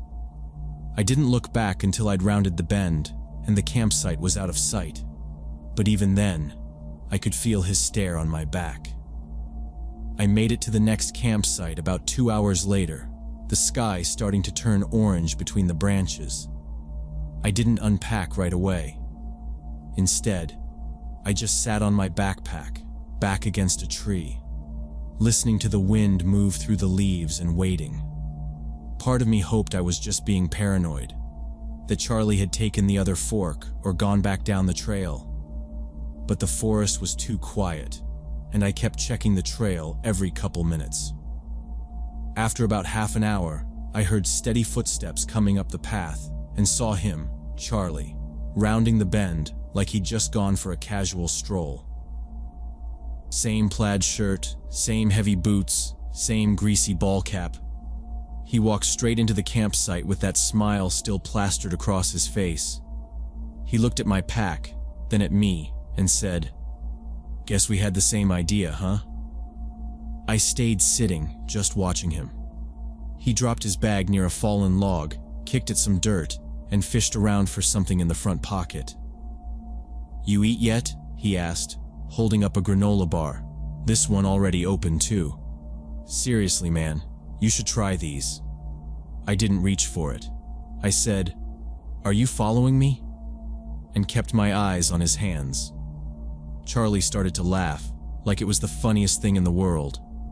"Yeah, you got me," he said, and took a big bite of the bar. "You're the only other person out here. Gotta stick together, right?" He talked like it was some harmless joke, but the way he watched me made my skin itch. Most hikers I've met barely make conversation, let alone follow you to a new site after you move on. I stood up and slung my pack over one shoulder. "I'm gonna scout the area," I said, not bothering to sound friendly. Charlie just nodded and sat down, watching me go like it was no big deal. I kept walking, off the edge of the main clearing and into the woods, putting as many trees as I could between me and the trail. I didn't stop until the sounds of the stream and the rustling branches drowned out any voices or footsteps from behind. I bushwhacked deeper into the forest, away from the marked campsite, and only stopped when I found a spot hidden by thick undergrowth and fallen logs. There was no flat ground, but I forced my tent into a space behind some bushes, not caring about comfort. I kept my headlamp off and waited until the last bit of daylight disappeared before unrolling my sleeping bag. Every little sound set me on edge. A twig snapping, an owl hooting, a squirrel scurrying through leaves. I didn't make a fire or cook anything, just nibbled on a handful of trail mix in the dark and drank water from my bottle, making sure the lid was tight. Around midnight, I heard the unmistakable sound of footsteps crunching on the trail. I went completely still, holding my breath. A beam of light flickered between the trees, sweeping back and forth. Someone was out there, moving slow, pausing now and then. I recognized the voice almost right away, fake cheerful and calling out in a way that was supposed to sound friendly, but didn't. "Hey, you out there?" It was Charlie, and he sounded like he was having a conversation with an invisible friend. "Don't be weird, man. Just want to share some food, hang out. Got plenty left." He moved closer, the flashlight shining through the gaps in the branches. The beam passed maybe 20 feet from where I was hiding, then circled back. I didn't move, didn't even breathe, afraid he'd spot my tent or my shoes sticking out. He circled the area, sometimes stopping for long stretches, other times walking a little way off before doubling back. The search lasted almost an hour. When his voice finally faded into the distance and the light disappeared for good, I stayed perfectly still for another 10 minutes, heart thumping in my ears. Sleep was impossible after that.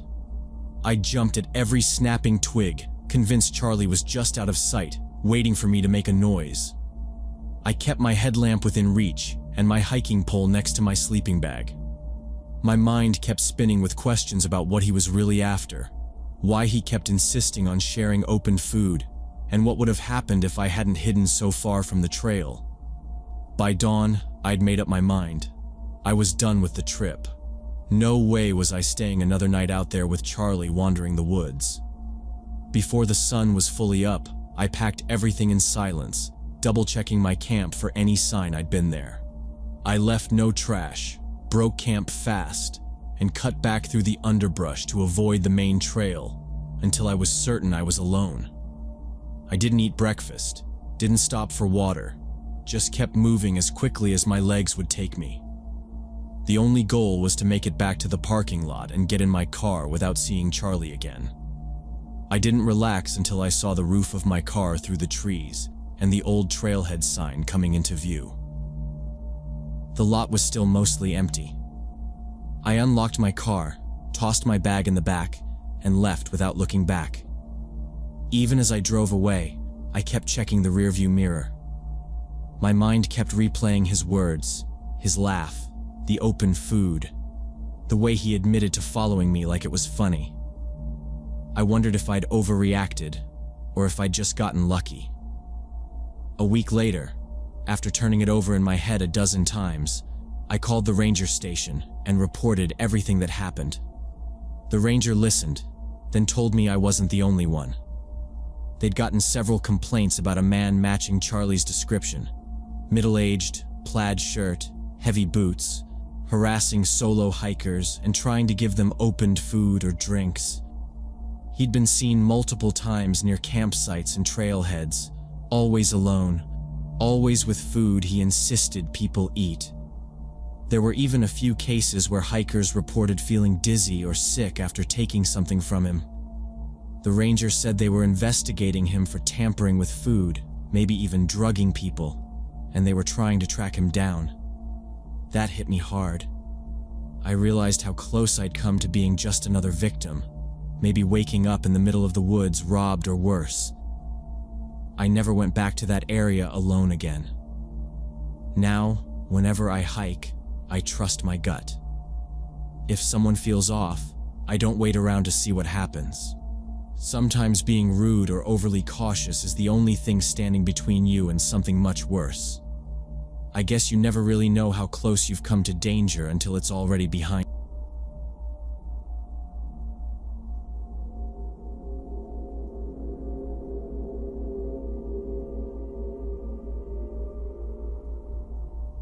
It happened 3 years ago when 5 of us from Maryland decided to spend a long weekend hiking in the Appalachians along the Virginia-West Virginia border.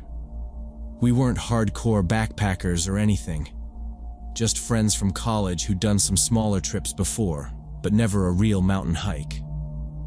We met up Friday afternoon after work, piled into my old Jeep, and headed west. The plan was to hike part of the Jefferson National Forest, hit a couple peaks, and camp 2 nights before heading back late Sunday.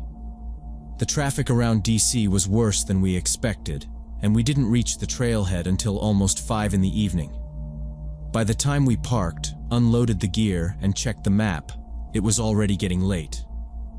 Everyone was hungry and a little stiff from the long drive, but we all felt too restless to set up camp right away. Instead, Alex said we should do a quick evening hike to one of the smaller peaks nearby, just to stretch our legs and see the sunset. It was supposed to be about 2 hours round trip. The map showed a loop, easy to follow. We tossed the tents and most of our stuff in the back seat, just grabbed water, some snacks, and those little plastic flashlights from the gas station. No one thought about headlamps. Honestly, it felt like we were just taking a stroll. We started out laughing, making jokes about getting eaten by bears. The trail climbed fast, winding through thick pine and rhododendron. At first, there were some other hikers heading down, but soon we were alone. The air got cooler as we climbed, and the sunlight started dropping fast behind the ridges. The path was rockier and steeper than we thought. There were loose stones underfoot, and a lot of fallen branches that hadn't been cleared. We stopped a couple times to catch our breath. By the time we reached a little outcropping around 3,000 feet, the sun was already touching the horizon. We didn't talk about turning back, even though all of us could see it was getting dark quicker than we'd planned. Nobody wanted to be the one to call it off. We took a couple quick photos at the top, the 5 of us lined up with the valley behind. Then the sun slipped behind the ridge, and the trees swallowed the last of the light. The air was suddenly colder. I remember looking at my watch and realizing it was almost 8 p.m. We joked that it would be an adventure, getting down in the dark. The lights from our cheap flashlights were weak, barely enough to see the ground ahead. Shadows twisted the rocks and tree roots.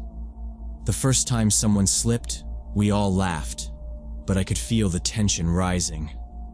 It was just silent except for our footsteps and the sound of someone's water bottle sloshing. There was no moon out, and with the canopy above us, it was basically pitch black except for the little circles of light we made. We could hear our breathing, and every once in a while, the crack of a branch somewhere off the trail. We tried to keep to the path by following the white trail blazes on the trees, but even those were hard to spot. Someone said they smelled smoke, but we couldn't see any sign of fire or another group camping nearby. We moved faster, but it felt like the trail kept getting steeper and harder to follow. No one wanted to admit it, but I think we all started feeling uneasy. On the way down, we missed a trail marker in the dim light and ended up following what looked like the main path. After 20 minutes of walking, we realized the trail was getting narrower and more overgrown. What we'd been following was actually an animal trail that led us deeper into unmarked forest. When we tried to backtrack, everything looked the same in our weak flashlight beams. The undergrowth was thicker, the ground soft with fallen leaves and moss. We tried to talk quietly, but our voices sounded too loud, echoing between the trunks. We stopped to check the map, but it didn't show anything except the main trail, which was long gone. The forest around us had gone completely silent. No insects, no bird sounds, nothing but our own footsteps and heavy breathing. I remember how strange that felt. No wind, no crickets, just silence. We huddled together and tried to figure out which direction led back to the main trail. My phone had no signal, and none of us could get a GPS reading. The only thing we could do was pick a direction and keep moving, hoping we'd eventually hit the real path again. Everyone's nerves were showing. Someone cursed and kicked a rock. Our flashlights were already getting dimmer. That's when we heard the first long, haunting howl echoing through the trees.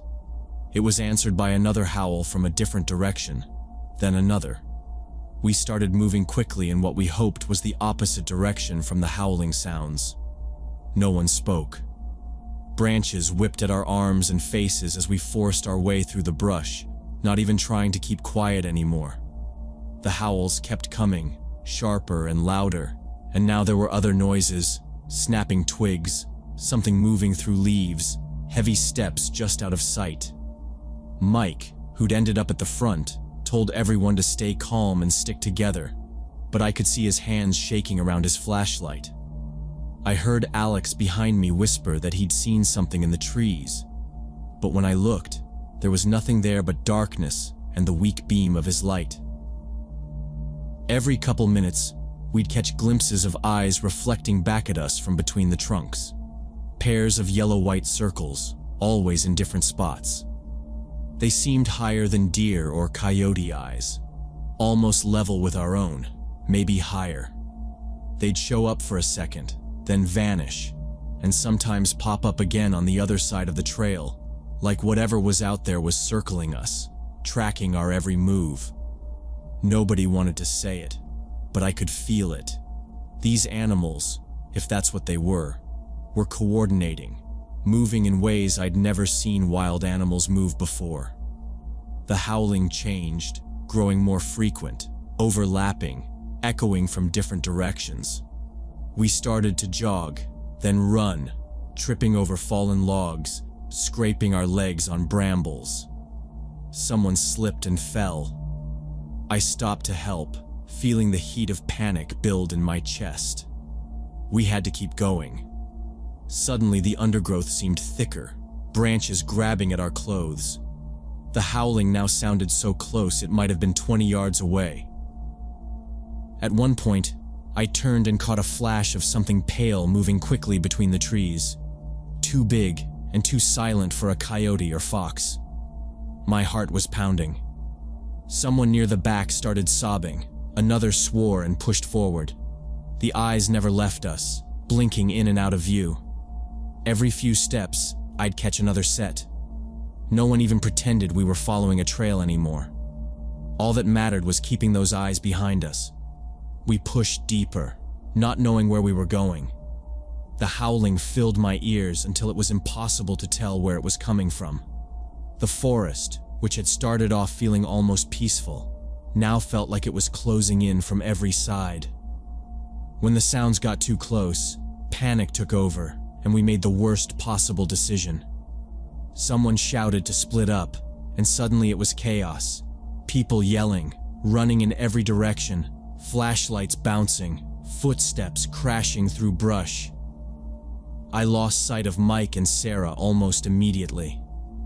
I grabbed Jake's arm without thinking, and we ran together, heading for a lighter patch of trees that looked like a clearing. My breath was burning in my chest, and all I could focus on was putting as much distance as possible between us and those eyes. Behind us, I heard someone call out for help, but the voice was quickly swallowed up by the forest. Branches clawed at my face and arms as we barreled forward. Jake stumbled, nearly fell, and I yanked him upright. We ran blindly for what felt like hours, my legs numb and heavy, heart hammering in my ears. We finally broke through into a Forest Service road, the gravel white and shining in our flashlight beams. We stopped, bent double, gasping for air, listening for any sign of pursuit. The howling seemed farther away now, muted by the trees. Neither of us spoke. We followed the road back toward the parking area, the forest pressing in on both sides. When we reached the cars, we just collapsed next to mine, leaning against the cold metal, staring at the tree line. We waited there in silence until the sky began to lighten, hoping with every sound from the forest that we'd see the others step out, maybe laughing about how crazy the night had been. But the sun came up, and there was still no sign of them. We started the car and drove straight to the nearest ranger station. I tried to explain what had happened, but my voice kept catching. Jake did most of the talking, telling them about the howls, the eyes, the way we'd gotten separated. The Rangers took us seriously, called in search and rescue, and started a formal operation that morning. The search and rescue operation lasted 3 full days with helicopters, tracking dogs, and dozens of volunteers combing the woods. Jake and I stayed in a nearby motel, coming back every morning to help, but mostly just waiting. They found some scattered gear, a backpack, a torn jacket, a flashlight with a cracked lens, maybe 100 yards from where the animal trail split from the main path. There were shreds of clothing caught on the undergrowth, a trail of footprints that led off into a patch of dense pines, but no sign of Mike, Sarah, or Tommy. The dogs picked up a scent, but always lost it at the same spot, as if whatever had been chasing us had known how to double back or cover its tracks. The official report came out a week later. The missing were listed as presumed dead, likely victims of an animal attack. The rangers explained that fatal wildlife encounters are rare, but they do happen, especially in remote areas when people get separated and panic. They showed us where they thought we'd left the main trail, how easy it was to get lost after dark. Jake and I nodded and signed our statements. Neither of us ever brought up the glowing eyes or the way the animals seemed to move in sync, working together to hurt us. It's just easier to let people believe we made a stupid mistake and paid the price for it. Sometimes at night, I still dream about that hike, the long descent in the dark, the howling that seemed to surround us, the pairs of eyes floating above the ground. I see the moment we split up, the way I just let go of the others' voices in the forest and kept running. I wonder if staying together would have changed anything. Maybe. Maybe not. I haven't gone hiking since, and I don't think I ever will. Some trips change you forever, and not in a good way. I keep the photo of the 5 of us at the peak, trying to remember a time before the silence and the eyes and the howl.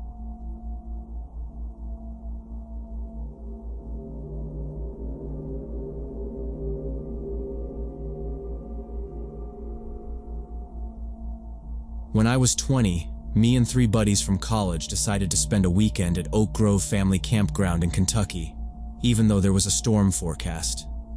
Ryan drove us out there in his old Toyota, loaded up with sleeping bags, cheap beer, and the usual pile of junk food.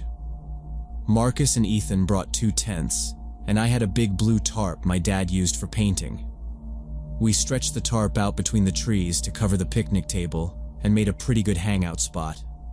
The place was almost empty because everyone else must have seen the weather warnings. But we just thought it was great. No kids running around, no loud families, nobody to complain if we played music or stayed up late. We checked in with the lady at the front desk, paid cash for our site, and carried our stuff over from the parking lot, dragging it through wet grass. All the firewood was damp, so Marcus had to use about half a roll of paper towels to get the campfire going. We cooked hot dogs over the flames, and the 4 of us just sat around talking and joking, acting like we'd done this 100 times, even though it was only our 2nd camping trip together. The first weird thing happened after dark. Ryan was playing with his phone, and the rest of us were arguing about who could build the better fire. Suddenly, my phone buzzed with a call from an unknown number. I answered it, and there was just this deep, heavy breathing on the line. At first, I thought maybe it was my mom pocket dialing me, but the breathing kept going, getting louder and slower, like one of those old slasher movies. Ethan said, "Let me hear it." And when I put it on speaker, he started laughing, calling out for the killer to come out and say hi. We all laughed, thinking it was just a stupid prank. But then Ryan started giggling too hard and confessed it was him, using an app to block his number. We threw some sunflower seed shells at him, called him an idiot, and then just forgot about it. We turned in around midnight. The rain started just after we zipped ourselves into our tents. Ryan had his own tent a few feet away from us. I was in the bigger tent with Marcus and Ethan. The rain tapping on the tarp made it feel kind of cozy, like you're shut away from the rest of the world. The campground lights glowed through the mist outside, and you could hear the wind picking up a little, but everything seemed fine. Marcus fell asleep almost right away, snoring in his sleeping bag. Ethan scrolled on his phone until it died, then turned over and mumbled something about getting up early to fish. I was just drifting off when a loud snap echoed through the trees, like a branch breaking. But after that, it was just the rain, and I told myself it was nothing. Just the weather. I woke up later to the sound of someone moving outside. It was still raining, harder now. I figured maybe Ryan needed to pee or was messing around again. But the footsteps sounded slow and heavy, not rushed. More like someone was deliberately making their way through the wet leaves. I lay there listening, waiting for someone to unzip a tent or call out. But nothing happened. Then it got quiet for a long time except for the rain and distant thunder. I checked my phone, just after 3 in the morning. Marcus nudged me and whispered, "Hey, you awake?" I turned over and saw his eyes wide in the glow from his flashlight. He whispered, "There's someone outside. Listen." Ethan sat up, blinking hard, shivering in his hoodie. We all stayed quiet. The footsteps came back, slow and careful, circling the tents.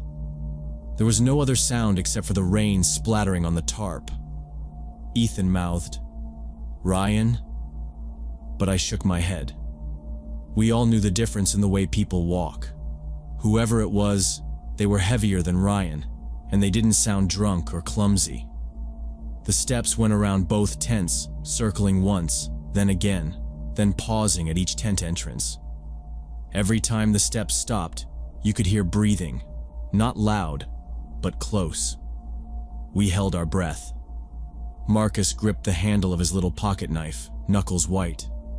When the footsteps reached our tent, we heard a soft rustling, like hands pressing on the outside wall. The thin fabric moved in toward us.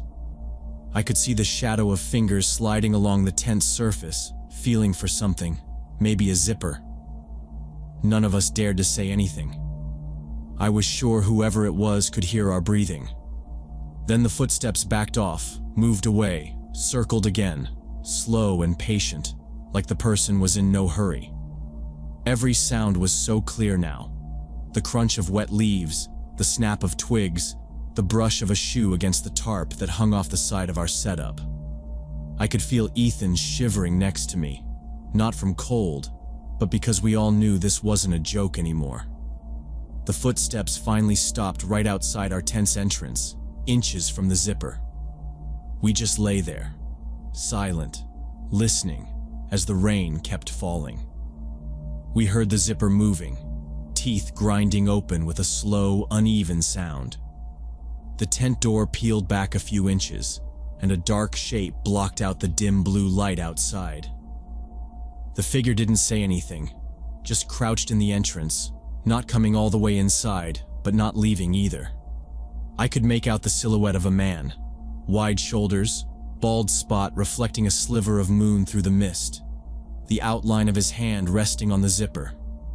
We all lay as still as we could, eyes barely open, pretending to be asleep. The air in the tent got hot and cramped, sweat sticking the sleeping bags to our skin. I was counting heartbeats, staring past Ethan's shoulder, seeing the man's head slowly turn, looking at each of us. My hand was still on the flashlight, too afraid to flick it on, too afraid to move. It felt like the man was listening, trying to hear if anyone was awake.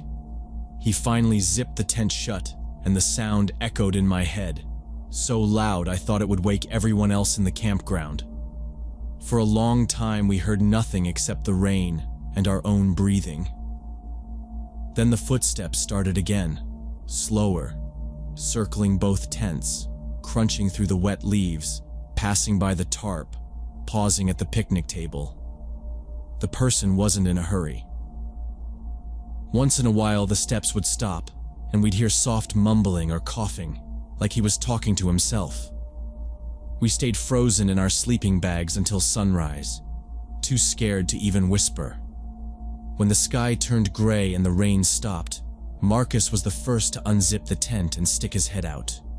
The ground was trampled with muddy footprints, and our cooler had been pushed aside, lid open, a few cans rolling in the grass.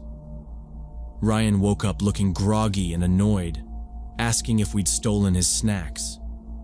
We told him about the man in the tent and the footsteps. Ryan's face went pale and he stammered, "I swear to God that wasn't me. I was out cold all night. You think I'd mess with you like that after my stupid prank?" None of us laughed. Ethan wanted to call the office, but it was early and we just wanted to get out. We made coffee and tried to eat, watching the woods and the road, trying to act normal. That's when the man from the night before walked into our campsite, broad daylight like he belonged there.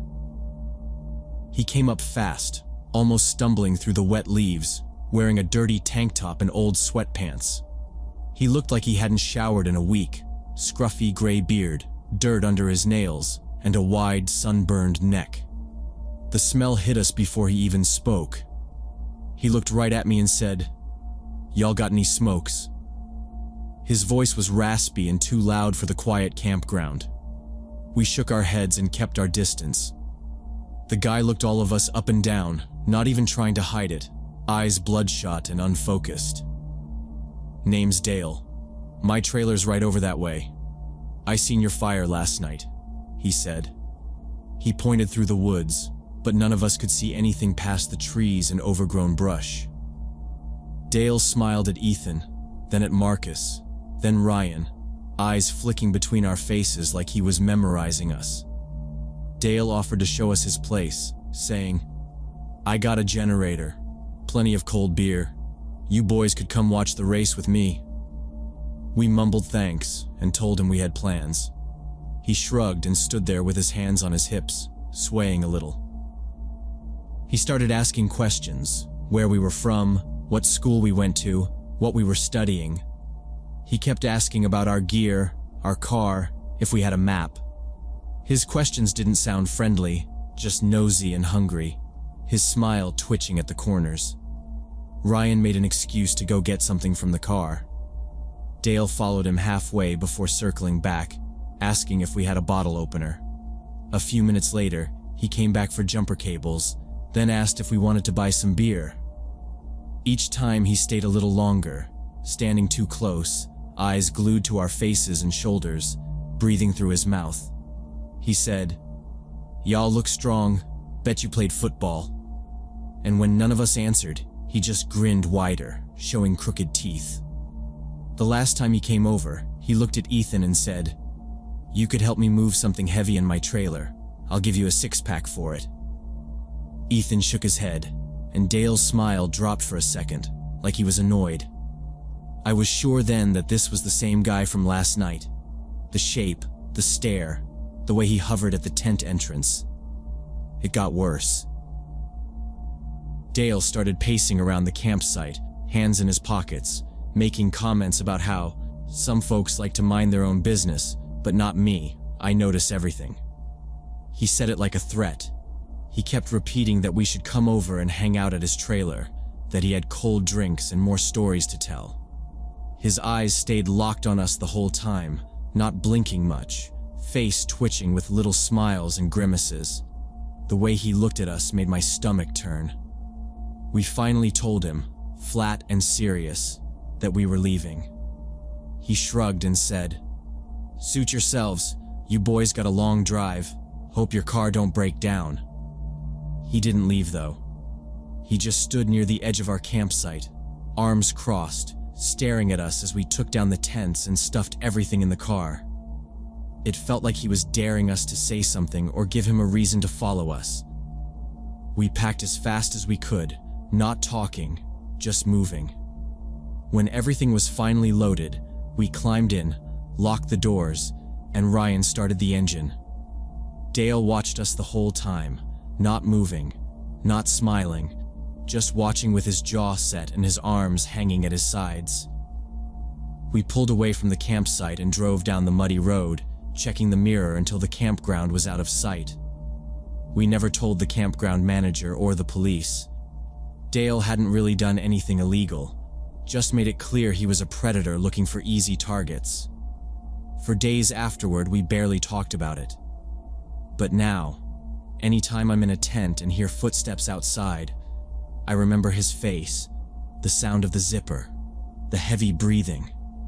Sometimes I wish I'd said something, but back then, we just wanted to get away and forget. I don't think I'll ever go camping near Oak Grove again.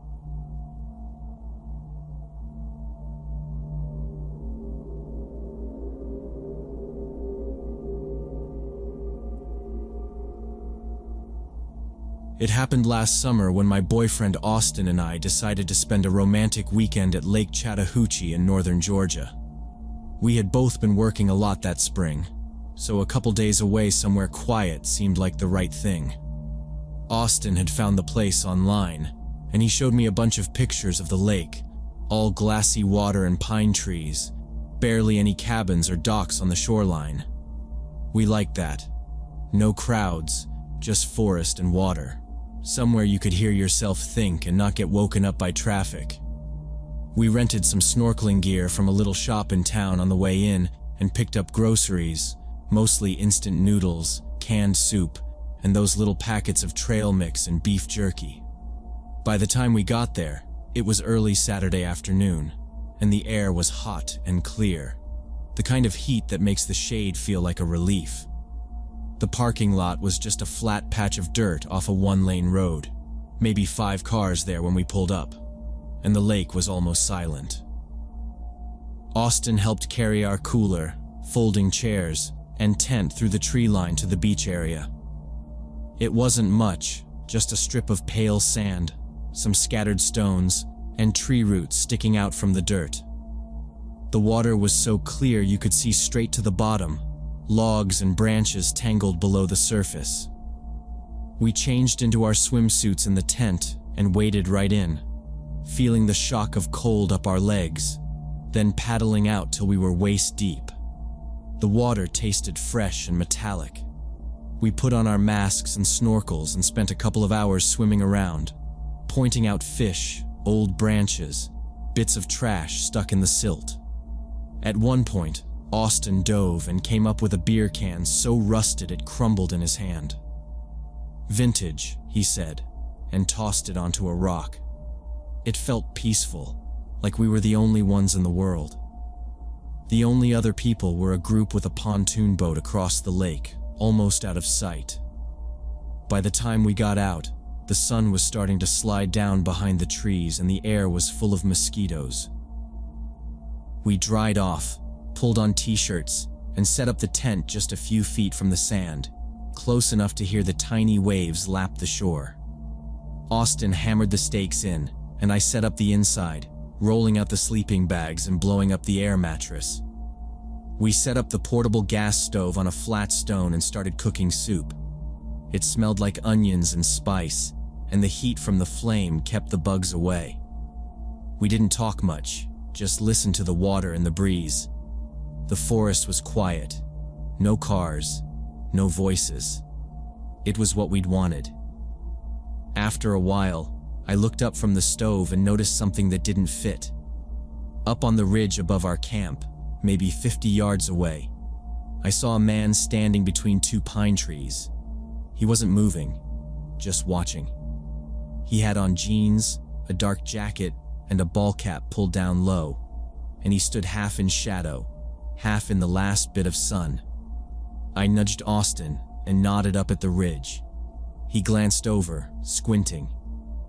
"Probably a hiker," he said, and shrugged. But the man didn't wave, didn't call out, just stayed there. A few minutes passed, and I kept glancing up, watching him. He didn't leave, didn't come closer. He just stood there, head turned toward us, hands in his pockets. Austin tried to act relaxed, stirring the soup. "It's fine," he said. "He's just passing through."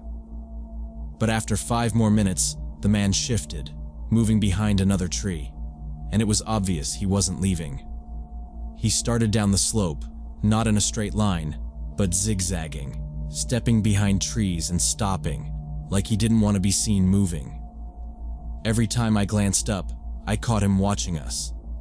I kept my voice low, telling Austin, "I don't like this." He said, "Ignore him. He'll probably leave when he sees we're not doing anything." But I couldn't help it. My skin felt tight, like we were on display. Austin tried to act like nothing was wrong, but he was eating fast, glancing up at the ridge every few seconds. We finished dinner and packed away our stuff, locking the cooler and making sure nothing was left out. The man was still moving down the slope, stopping and starting, never coming into the open. "Let's go for a walk," Austin said, too loud. "Get some air, check out the other side of the beach." I agreed right away, and we left the tent zipped up and headed down the shoreline, away from the trees and the ridge. We walked slowly, pretending to be relaxed, but I kept glancing back. The light was fading fast. The trees cast long shadows over the sand. The water was dark, flat, and silent. We didn't talk, just walked with our arms close to our sides. At one point, Austin stopped and turned, staring back toward our camp. "He's still up there," he said. I didn't see the man right away, but then I caught a glimpse of him, now halfway down the hill, standing behind a thin pine tree, half hidden, face turned our way. I felt my heart beating in my ears. We kept going, leaving the camp behind, hoping the man would lose interest and move on if we weren't there. It felt like the longest walk. We went as far as we could before the forest started again, maybe a quarter-mile down the shoreline, and then turned around, still not talking. The sun was gone and the water looked black. I wanted to get back to the tent, but I was afraid of what we'd find. When we finally came back to our campsite, I stopped and looked around. The stove was still on the rock. The tent was there, zipped up tight. But something felt off. Austin walked up to the tent and stopped, looking around.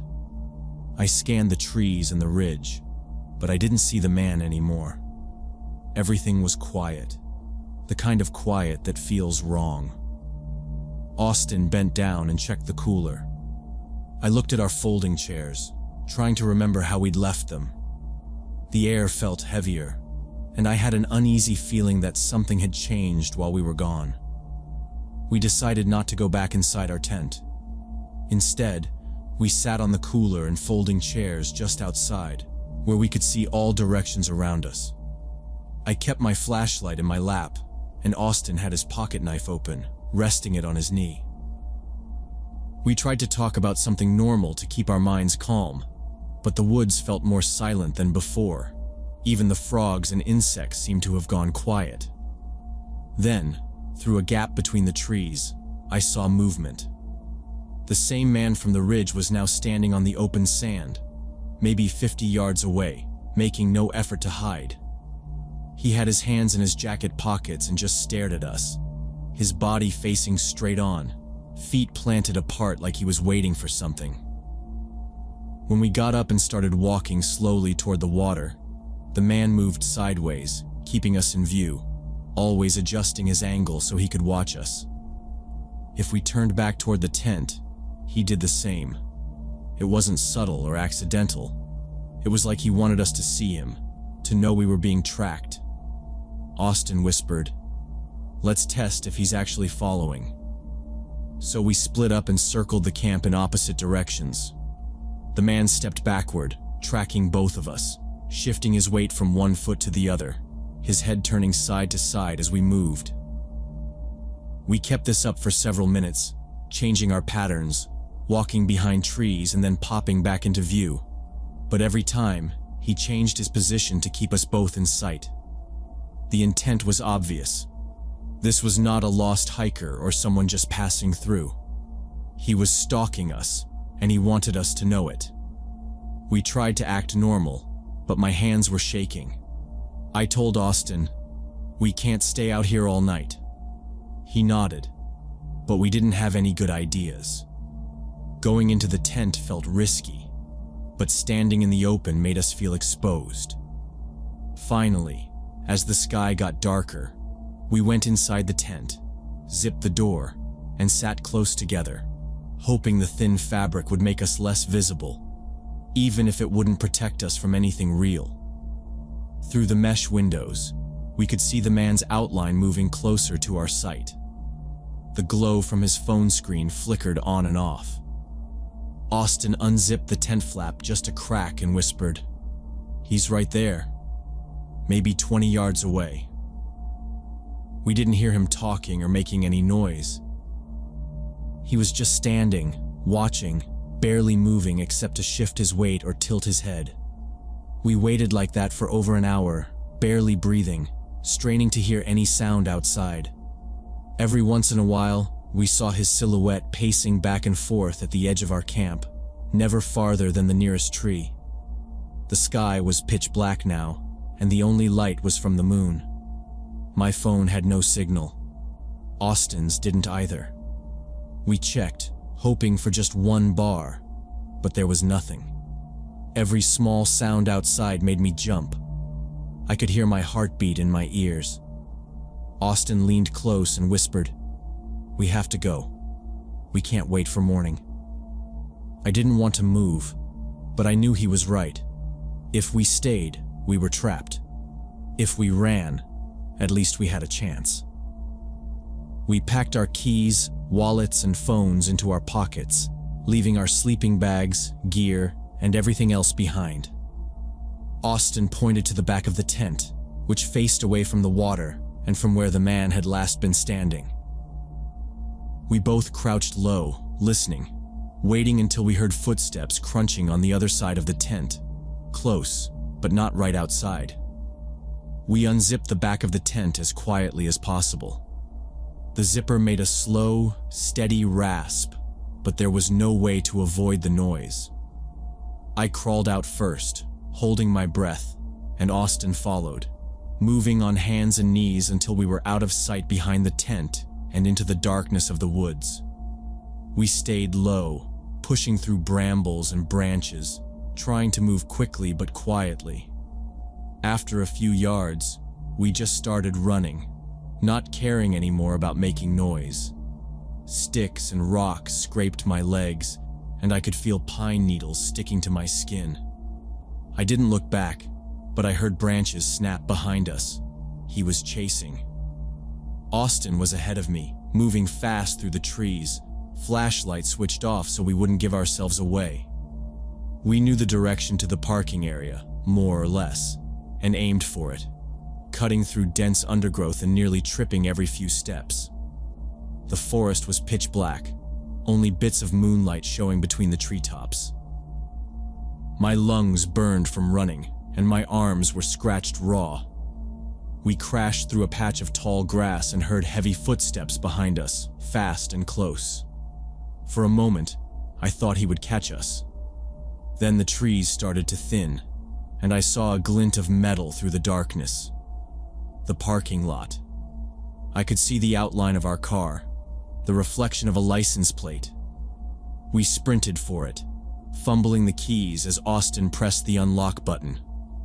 We dove inside, slammed the doors, and locked them. Austin started the engine with shaking hands, headlights flashing over the empty dirt lot.